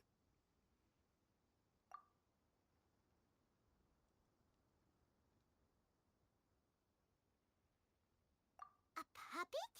What makes you think that? Huh? You were right! The look on his face! I guess you do know me after all. That is not something I share with a lot of people. Look, I'm just a wanderer. But seeing as you've gone through all this trouble to track me down, I'm sure whatever it is must be important. Okay, but please let me deliver these goods to my boss first. Are you really working for that guy? He said you don't want any more for it. Is that true? Yes, I ran into him out in the wilderness during a storm, and he let me take shelter in his cart. In return, I said I'd be his helper for a while. That's oddly nice of you. Let me take these back. Then I'll come with you, okay? Then let's return to the city.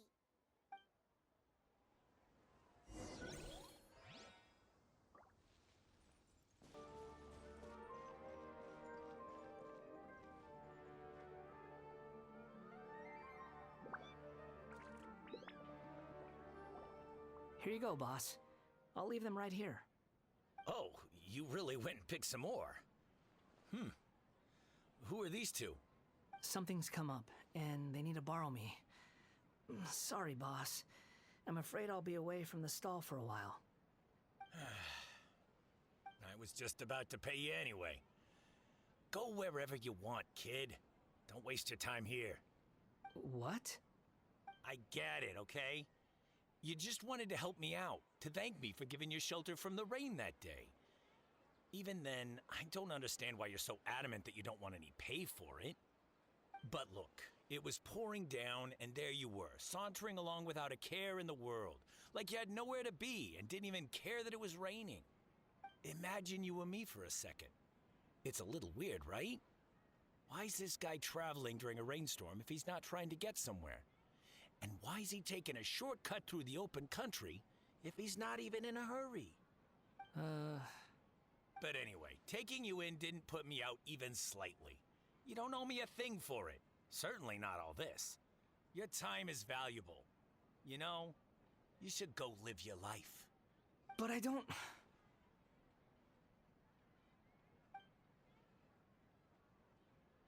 No, you're right.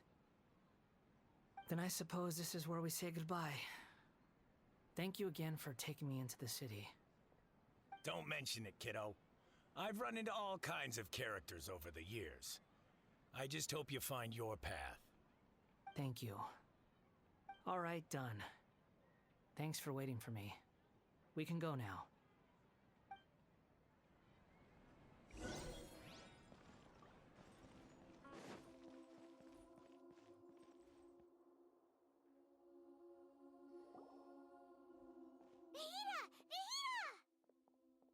What's wrong?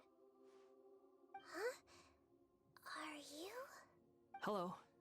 I do apologize for the sudden intrusion. We found this guy in the street, but he doesn't seem to remember anything. So, yeah, quite an eventful walk.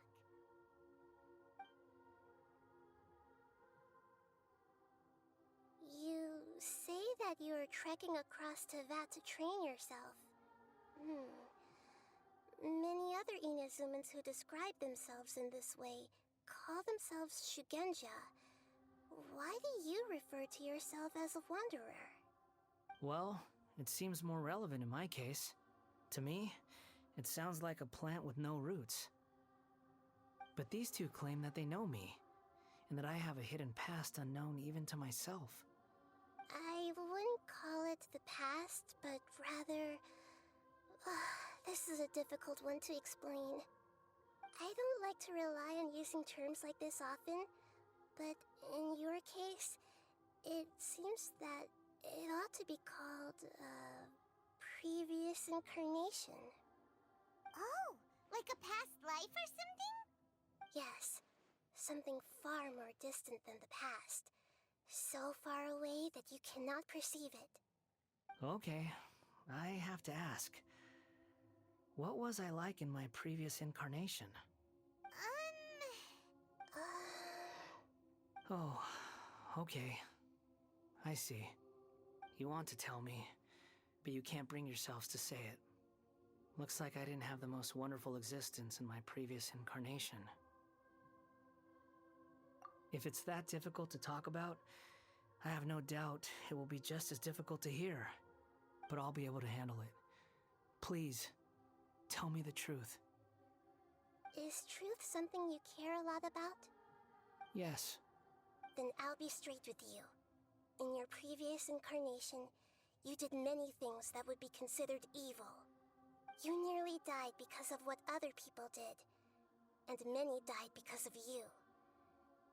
As a non-human being, you hated gods and humans alike. You drifted from place to place, never able to settle, even where you found status and identity. You adamantly believed that you were missing a heart. Actions rooted in persistence sometimes bear bitter fruit.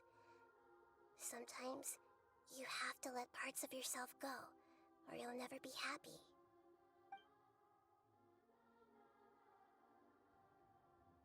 I gave everything I had, but it barely changed history at all. In terms of the outcome alone, that's true. I don't think I can judge everything I've heard purely in terms of right and wrong. Each choice a person makes belongs to a specific place and time, a chain of cause and effect, a cycle of karma and consequence. That is the nature of truth. If one thing is right, its opposite must be wrong. And yet, dichotomies like this are not enough to explain the world in all of its complexity. It seems like my previous incarnation wasn't the most likable individual. We're not trying to hurt your feelings or anything, but yeah, we weren't your biggest fans. If we were enemies, why are you trying to help me find the truth? This is so frustrating! This guy's supposed to be our arch enemy, but now he's just some random stranger we met on the street! He's got so much to answer for, but we can't make him talk because he doesn't remember anything. What a weird situation. Lesser Lord Kusanali, as the god of wisdom, I trust that everything you told me must be true. Yes, it's all true. I can even show you the memories themselves, if you're willing. Please, I want to see them for myself. I want to experience my own transgressions. Even though it will cause your present self great mental anguish? I'm just a puppet, with no heart and no name. There is nothing in this world for me to cling to fill the void within me. Except maybe these sins that can never be undone. Very well. As you wish. Wait, shouldn't we go with him? This one's kind of on us for bringing him here. Don't worry. Whatever danger I might face, it's my burden to bear. Traveler, could I ask you to supervise him on my behalf? Oh, Good point. Given your, unique situation, we'd better keep an eye on you. Understood. Thank you. Now, prepare yourselves, everyone.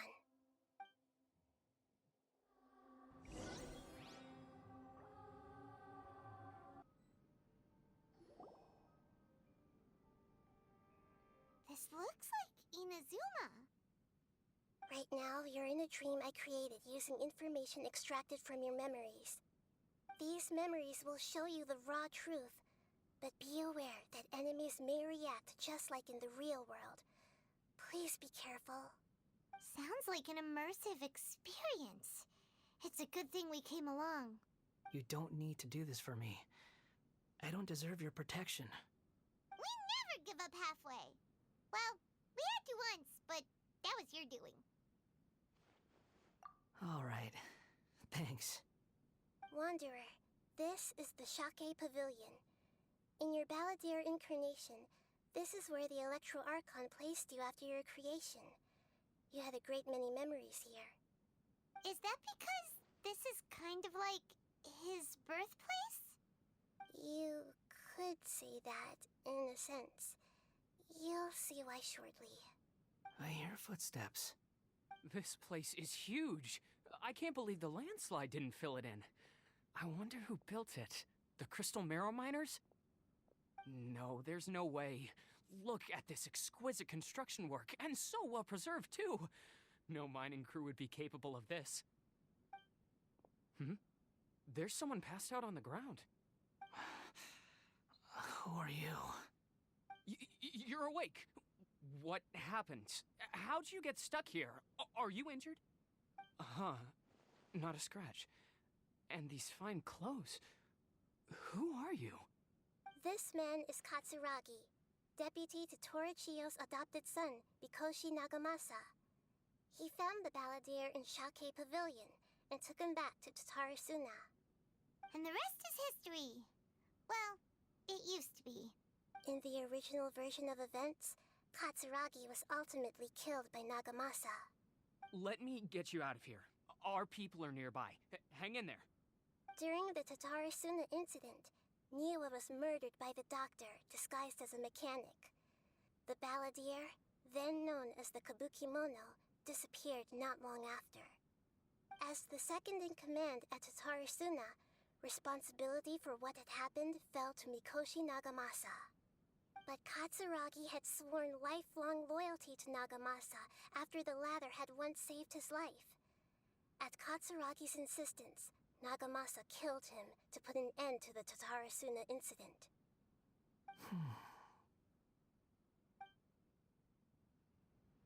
Katsuragi seems like he was a good guy. He looks like a warrior, but he has a kind face. Why couldn't he live a long and happy life?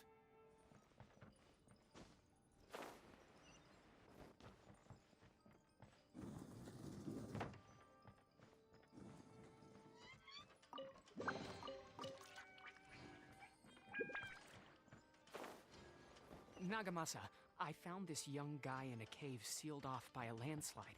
He doesn't remember his name.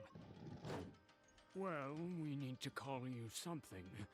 I hear the workers are calling you the Kabukimono.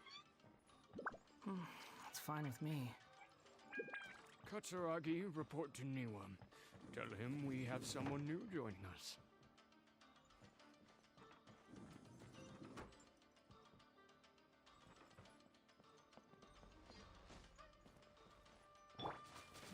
Stabilize!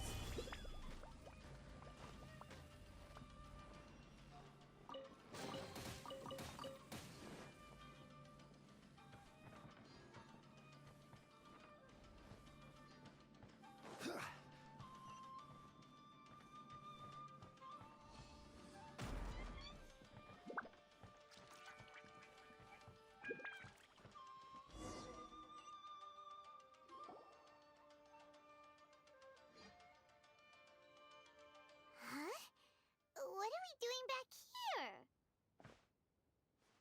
Whoa, this is where you were born? It's pretty, but there's nobody here. I was abandoned, like you. I lived here for a while at first, but there's nothing for us here. We can't stay. Okay. I heard my mom and dad used to make swords, but the factory manager died, and then my dad got sick. He kept coughing all the time, just like me. Then Mom started coughing too. But you can't. You promised me. Yup, we're family now. We're gonna be together forever and ever. This child didn't have a name. Or rather, the balladeer didn't know what to call him. His father died before he could name him. After his mother died, the child stayed in their straw hut alone. Some of the neighbors helped to raise him. After leaving Tatarasuna, the balladeer ran into this child who didn't have a name, just like him. They made a promise to live together. What happened to the child then? He died from his illness while he was still very young. The balladeer came home one day and found that he had stopped breathing. Hey! What's wrong? Say something!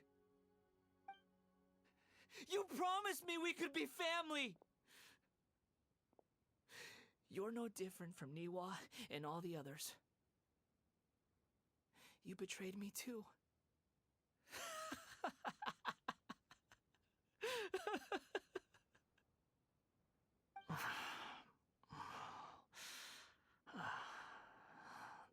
The voices have gone. It looks like the memory ends here. Let's keep going.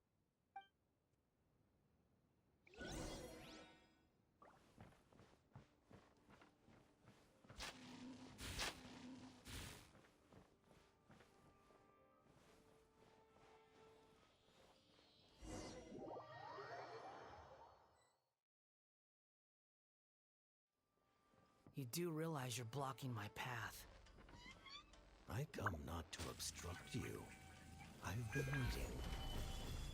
What you are truly is a weapon. One that could be wielded with an iron will. Or you could continue to drift aimlessly. Are you trying to win me over? The long-fated rebellion has begun. Why not take your place at the banquet and join those who shall feast?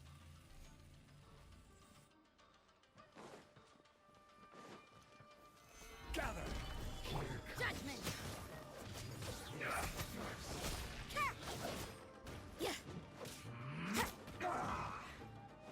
You can't run! I will end you. Punishment! I slipped up.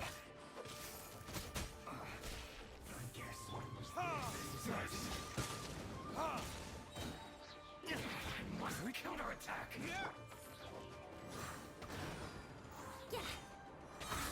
Judgment! Finally, some quiet. Come at me. Think you can get away? You can't run. Order guide you. You can't run! Don't be a killjoy. We've only just begun. I miscalculated.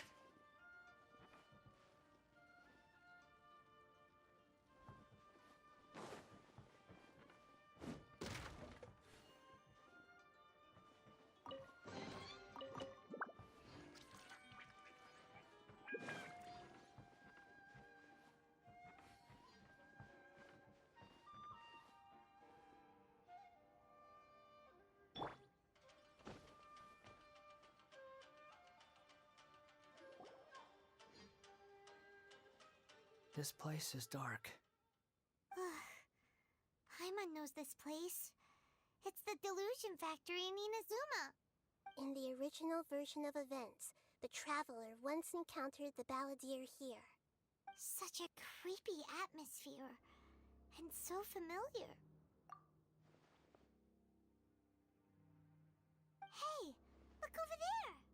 Well, well, my fair lady. Is this rundown factory and these incompetent fools all for me? Wow. You shouldn't have. Huh. What do you have to gain from belittling your subordinates? You might not want to admit it, but you are a part of this plan. Perhaps you find fighting in the Abyss to be a more meaningful use of your time?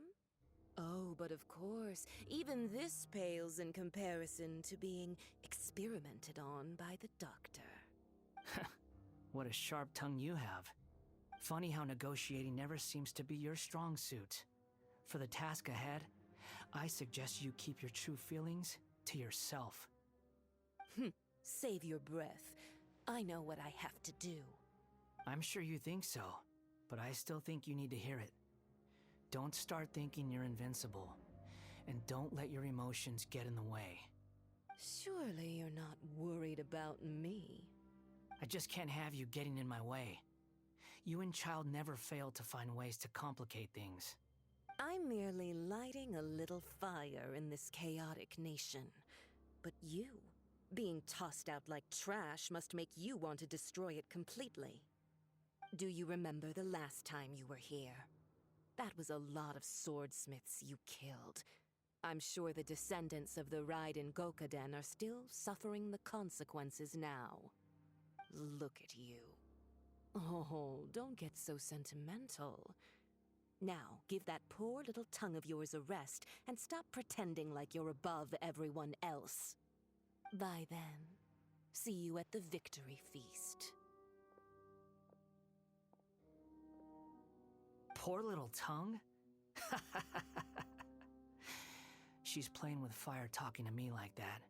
Who'd Forget it. Someone might find me here any minute now. I should prepare to give them a warm welcome.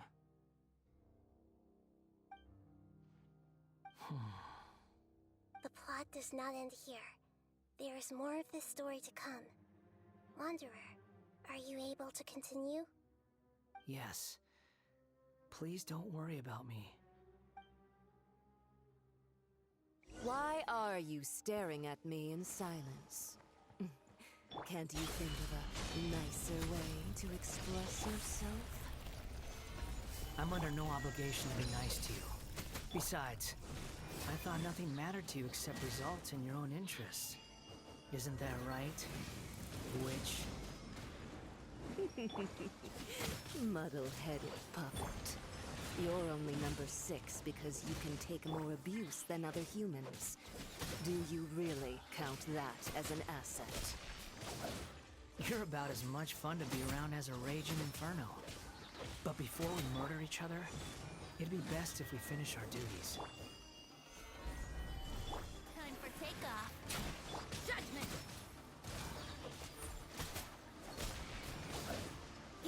This body belongs to ice. Are you here to play with me? Let's play! I will have order.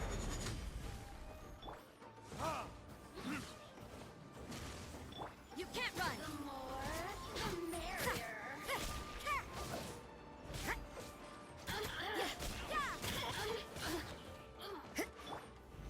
Stabilize. Think you can get away?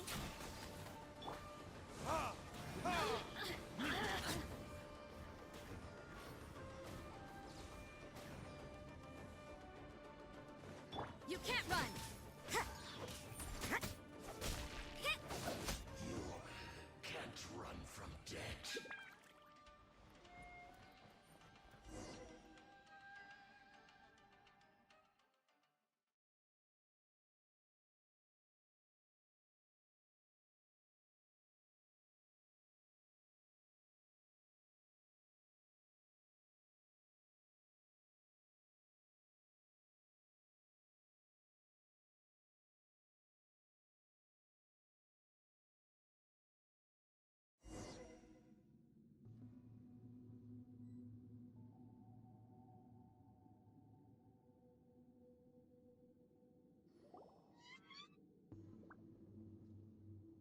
Looks like we've arrived in Sumeru.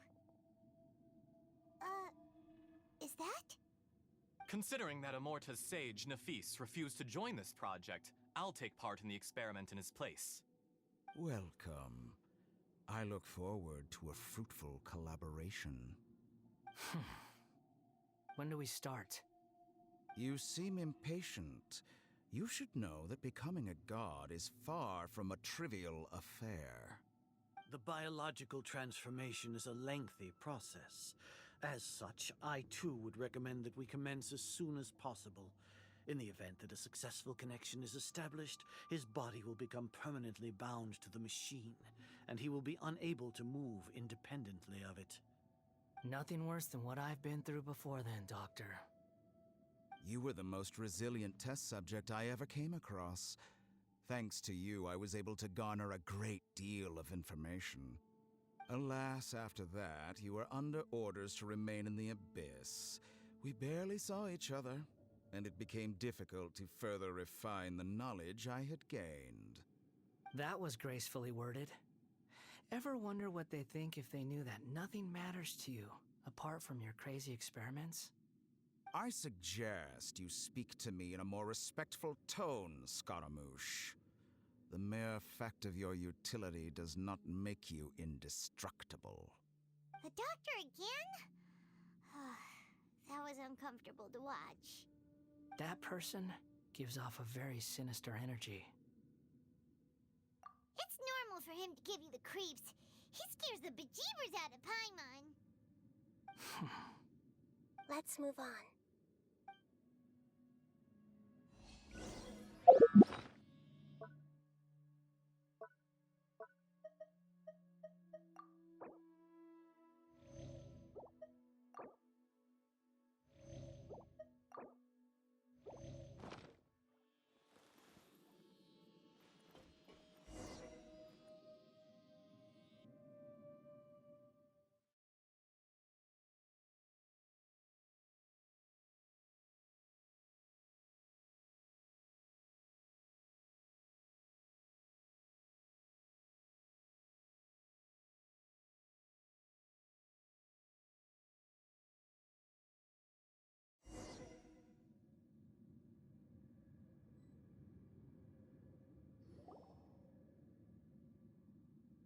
You're a god. Do you think I'm evil? If you accept that he is you, just as you are you, then yes, you are evil. In your eyes, are there any differences between humans and puppets? Do you think there are any differences between your present self and your previous and future incarnations? If not, then what are the differences between humans and puppets? Whoever has tasted the joys and sorrows of life in the human realm is human. Whoever has loved and lost, cried with grief, howled with rage at the tragedy of death that eclipses the miracle of life, they are human too. I've seen enough of my past. If possible, I'd like to reclaim the sins that are mine to bear. No matter the consequences, I won't run from blame or punishment. Whatever I am due, let it come to pass. Can you return my memories to me? Huh? But won't that mean you'll lose your current identity? I've always believed that human lives follow a set of rules, with each person being a collection of past experiences. As a puppet living in a human world, my life is subject to the same rules. Regaining your memories means reverting completely to your previous incarnation. All the emotions that you discarded will return to you. Are you sure you want to do this? I've lived with the void in my chest my whole life. My creator didn't need me. And ever since I awoke, I've just drifted from one place to the next. But then I met you. And I finally realized that reclaiming my missing sins might be my one opportunity to become my true self.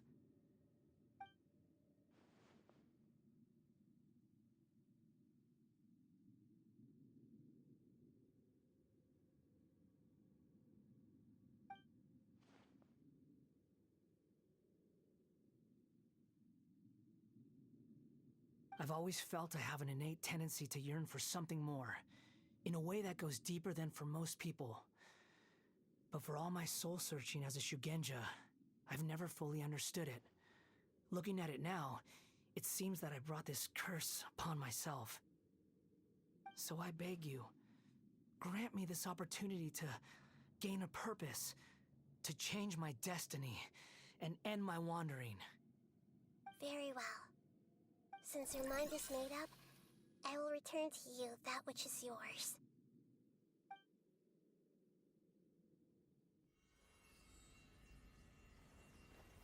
You have made your decision. Now, take this.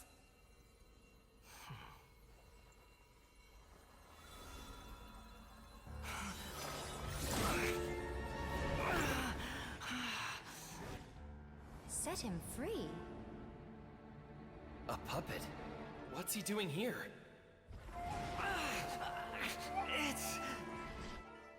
You're a human as far as I'm concerned. Everyone's here. Wonderful. What a fine blade. Nagamasa will be thrilled.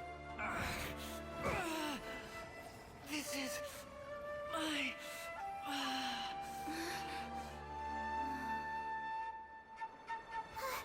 Is he alright?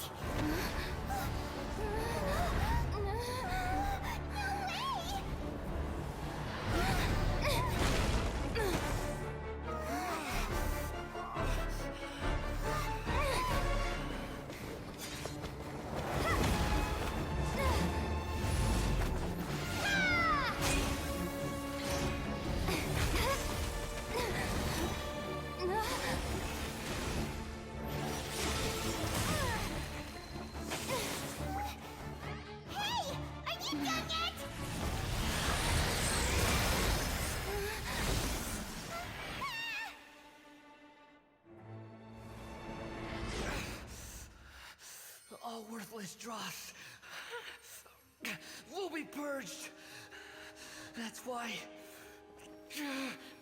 this won't be the end.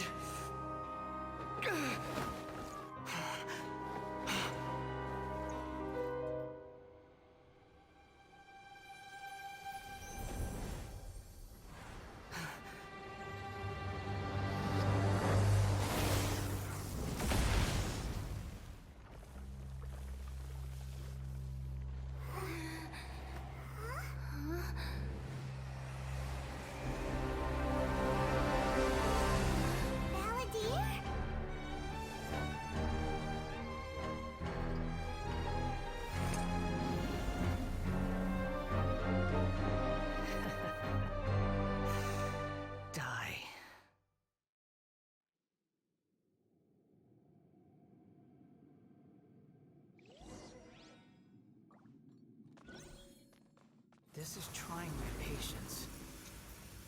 Have you got all your memories back now? Have you got any more stupid questions? Squall and insignificant past! Search for it.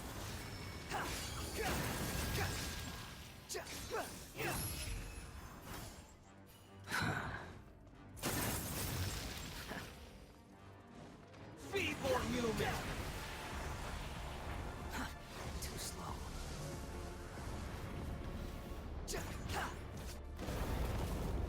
Behold!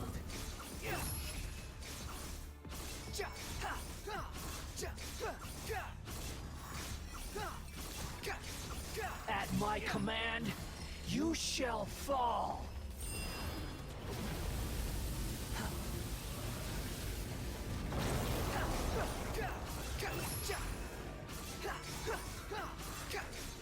My endless cycle begins! Know your place! Too slow.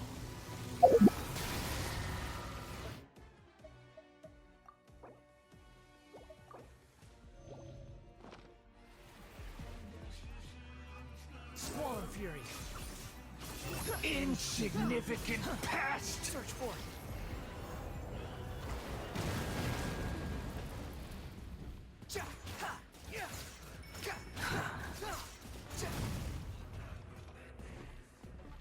Feeble human!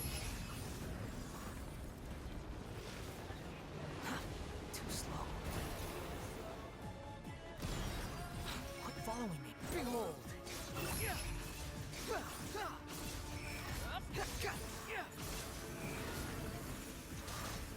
Perish!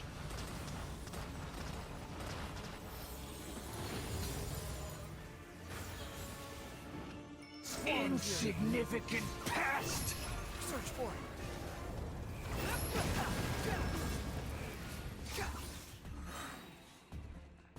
Wretched vermin! Too slow. Feeble human!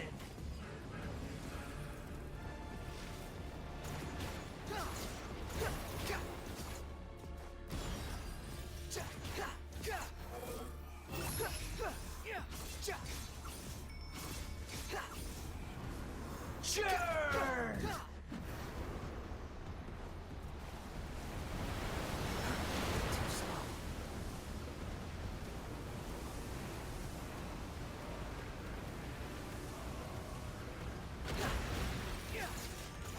At my command, you shall fall!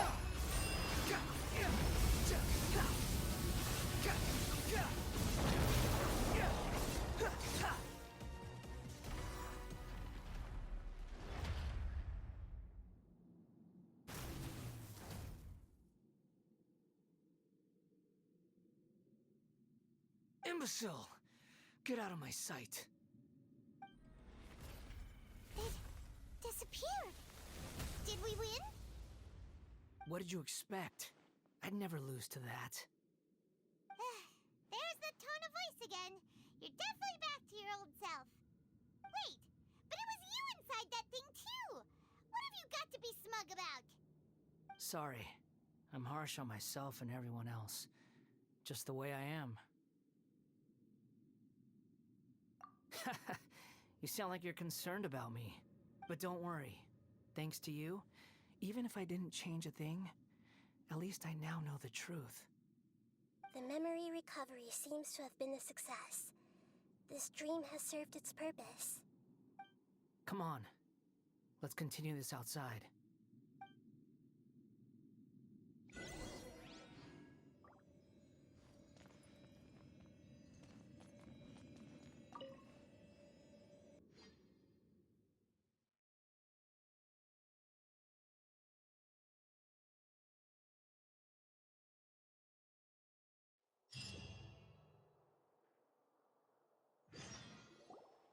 Welcome back, traveler. Paimon, Balladeer. It feels like we just went on a really long journey. Paimon's exhausted. You don't like being addressed by that name? It's fine. But I was just thinking, I should probably change it. After learning about everything the doctor did, there's no way I can carry on using a name connected to him. I'm not planning on returning to the Fatui, and they wouldn't take me back anyway. Recent events will have affected a lot of people, and they might not even remember who the Sixth is. So, you're quitting the Fatui for good?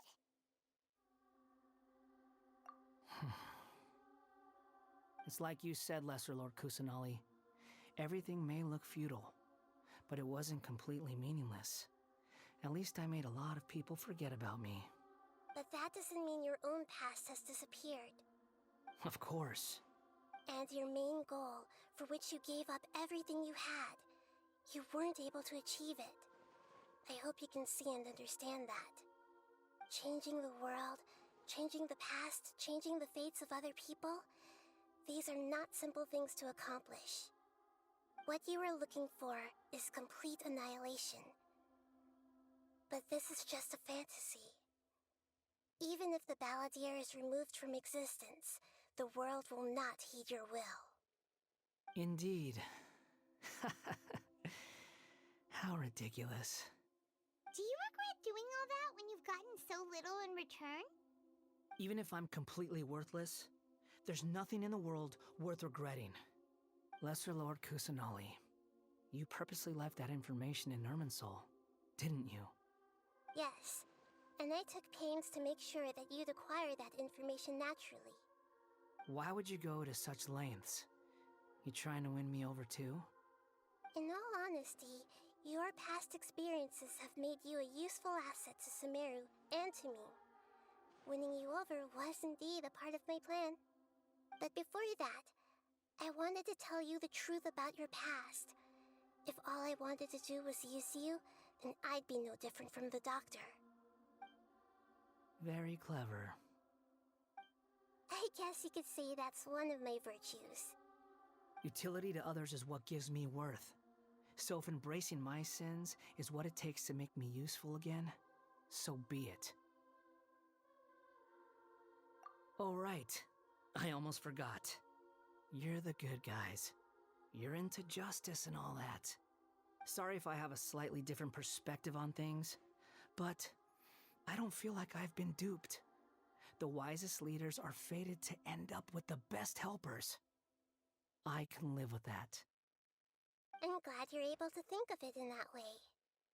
Traveler, in the future, I'll continue to search Irminsul more deeply and see what secrets can be uncovered, including the beginning of your twins' journey recorded in Irminsul. What exactly happened before and after that point? I want to know as well. I will try. Traveler. After I dove into the information torrent in Irminsul, why did you go to Inazuma? So that's how you found out whose fate had changed. And how? Well, whatever your reasons, you did me a favor. And I'll do everything I can to pay it back.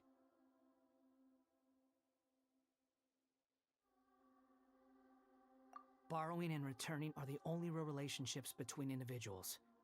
I'll balance the books one day. Don't you worry. That's not true. A relationship between two people is not simply a ledger that can be reset to zero.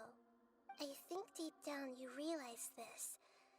People who show up in your life don't just evaporate like water drops and leave nothing behind. There is no such thing as balancing the books. Some things in this world can never be brought back, and they can never be changed, which is why there is emotion in the human world. Everything that you feel is real and lasting, and whatever is missing in you will not be made whole. To be human is to live with imperfections. You can choose whether or not you want to be human. But humans can't live without a heart, can they? Anyway, I gave up trying to become a human a long time ago. You understand what pain is perfectly well, even without a heart. You're just bearing your feelings. The past is set in stone, but you can keep moving on. And the longer your future lasts, the shorter your past will become, until one day, it is but a tiny fraction of your life. Sounds like you've got a future planned out for me. Everything's ended up being pretty darn complicated. Paimon doesn't even know where to start, but the most important thing now is that you need to follow Nahida. Otherwise, all our efforts will have been for nothing.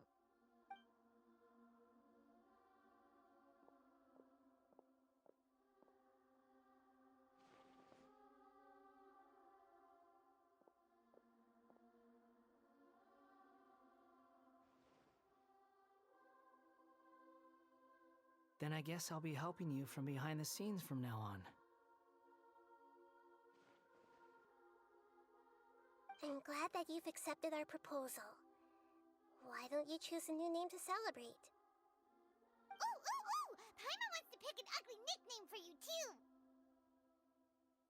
Why? Because Paimon still doesn't like you that much. Then I hope we don't see much of each other in the future. A name is life's first gift. You didn't say it out loud, but I know that's what you're thinking. The Traveler and Paimon have helped you a lot. If you can't decide on a new name, maybe you can ask them for ideas. No! Paimon only does nicknames! If it's a serious name you're after, it's all yours.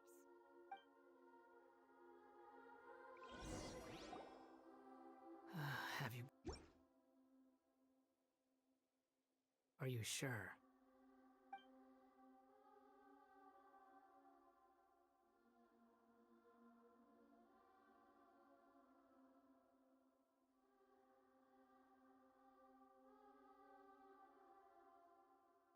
Oh, alright. If you say so.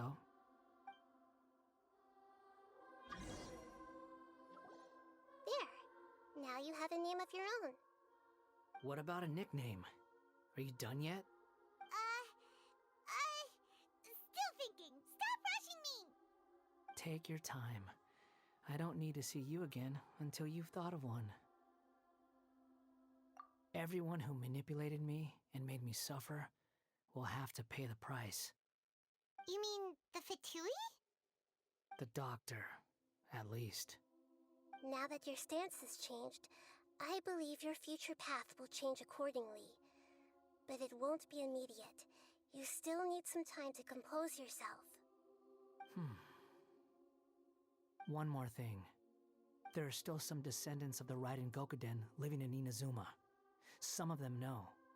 Well, they ought to know about the connection between Raiden Gokuden and myself. I don't plan to leave Sumeru for the time being. If you see them in Inazuma, please tell them that I was the one responsible for the Raiden Gokuden's downfall.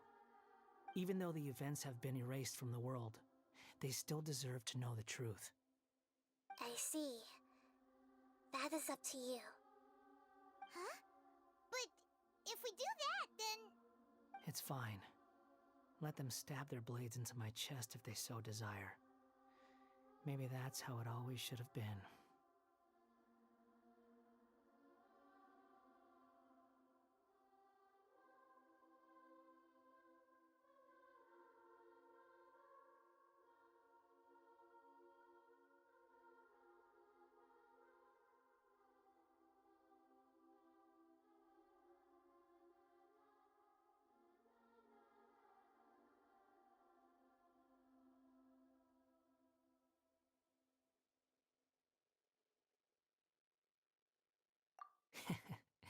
No nonsense. I like it. Alright, let's call it a day. Goodbye, wise deity. And you too. He's gone. What he went through today would have been like living an entire lifetime in an instant. He'll need some time to calm down. Yeah, true. But even so, after everything that's happened, he doesn't seem quite as fierce anymore. So we can finally go eat? Paimon is starving. Thank you both. I hope you will find somewhere nice to go and relax for a while.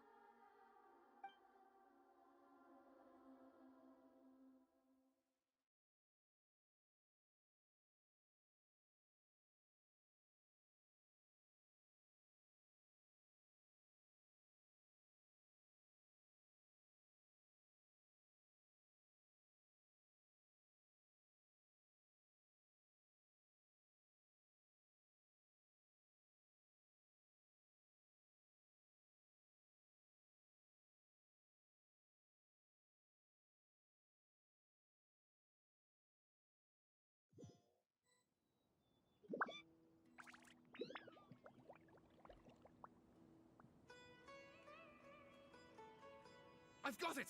I can end my novel with some words from Mikoshi Nagamasa. You mean because everyone else in the story is dead? Yeah, I heard that Mikoshi Nagamasa died at a ripe old age. He's the perfect fit to be the narrator of the epilogue. The dark clouds had dissipated, but they continued to cast their shadow in Mikoshi Nagamasa's mind for decades to come. Then, one night, as an old man, he had a dream. On the night when that prized blade, the Daitatara Nagamasa, was forged, the people rejoiced, and there was painting, dancing, and drinking. All these expressions of joy melted down in the furnace fire and turned into red clouds that rallied around the final sunrise that Mikoshi Nagamasa saw in his lifetime. Life is a story too long to be told, a journey that you must walk to behold.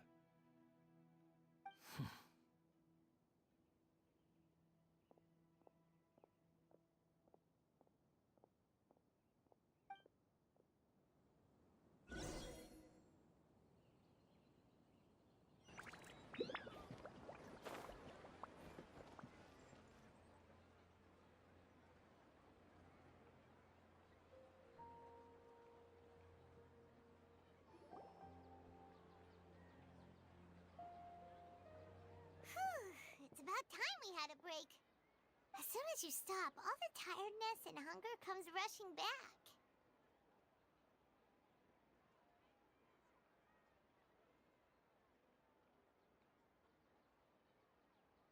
Wow, great! Huh? Look at the vase.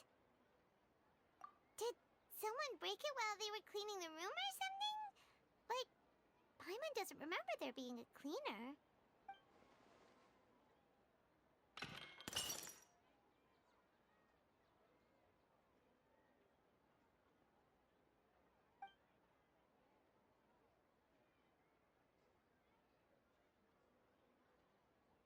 You sound lost and confused.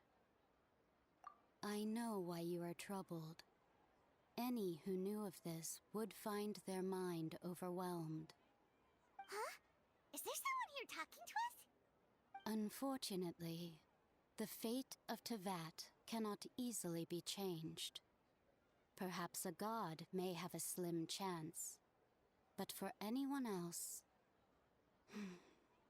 who can say? When a small animal runs into a tree trunk, though the tree may sway, it is not displaced. The same is true of fate. Like a vase that falls to the ground, whether it is broken by a cat or by a bird, the result is still a broken vase, is it not? Who are you? How do you know about all this? History does not change easily, but human hearts can. Believe your own eyes. Only that which you see is true. What is unseen is but an illusion. The voices disappeared. And who the heck was that? And what were they doing coming out of nowhere and saying all that scary stuff?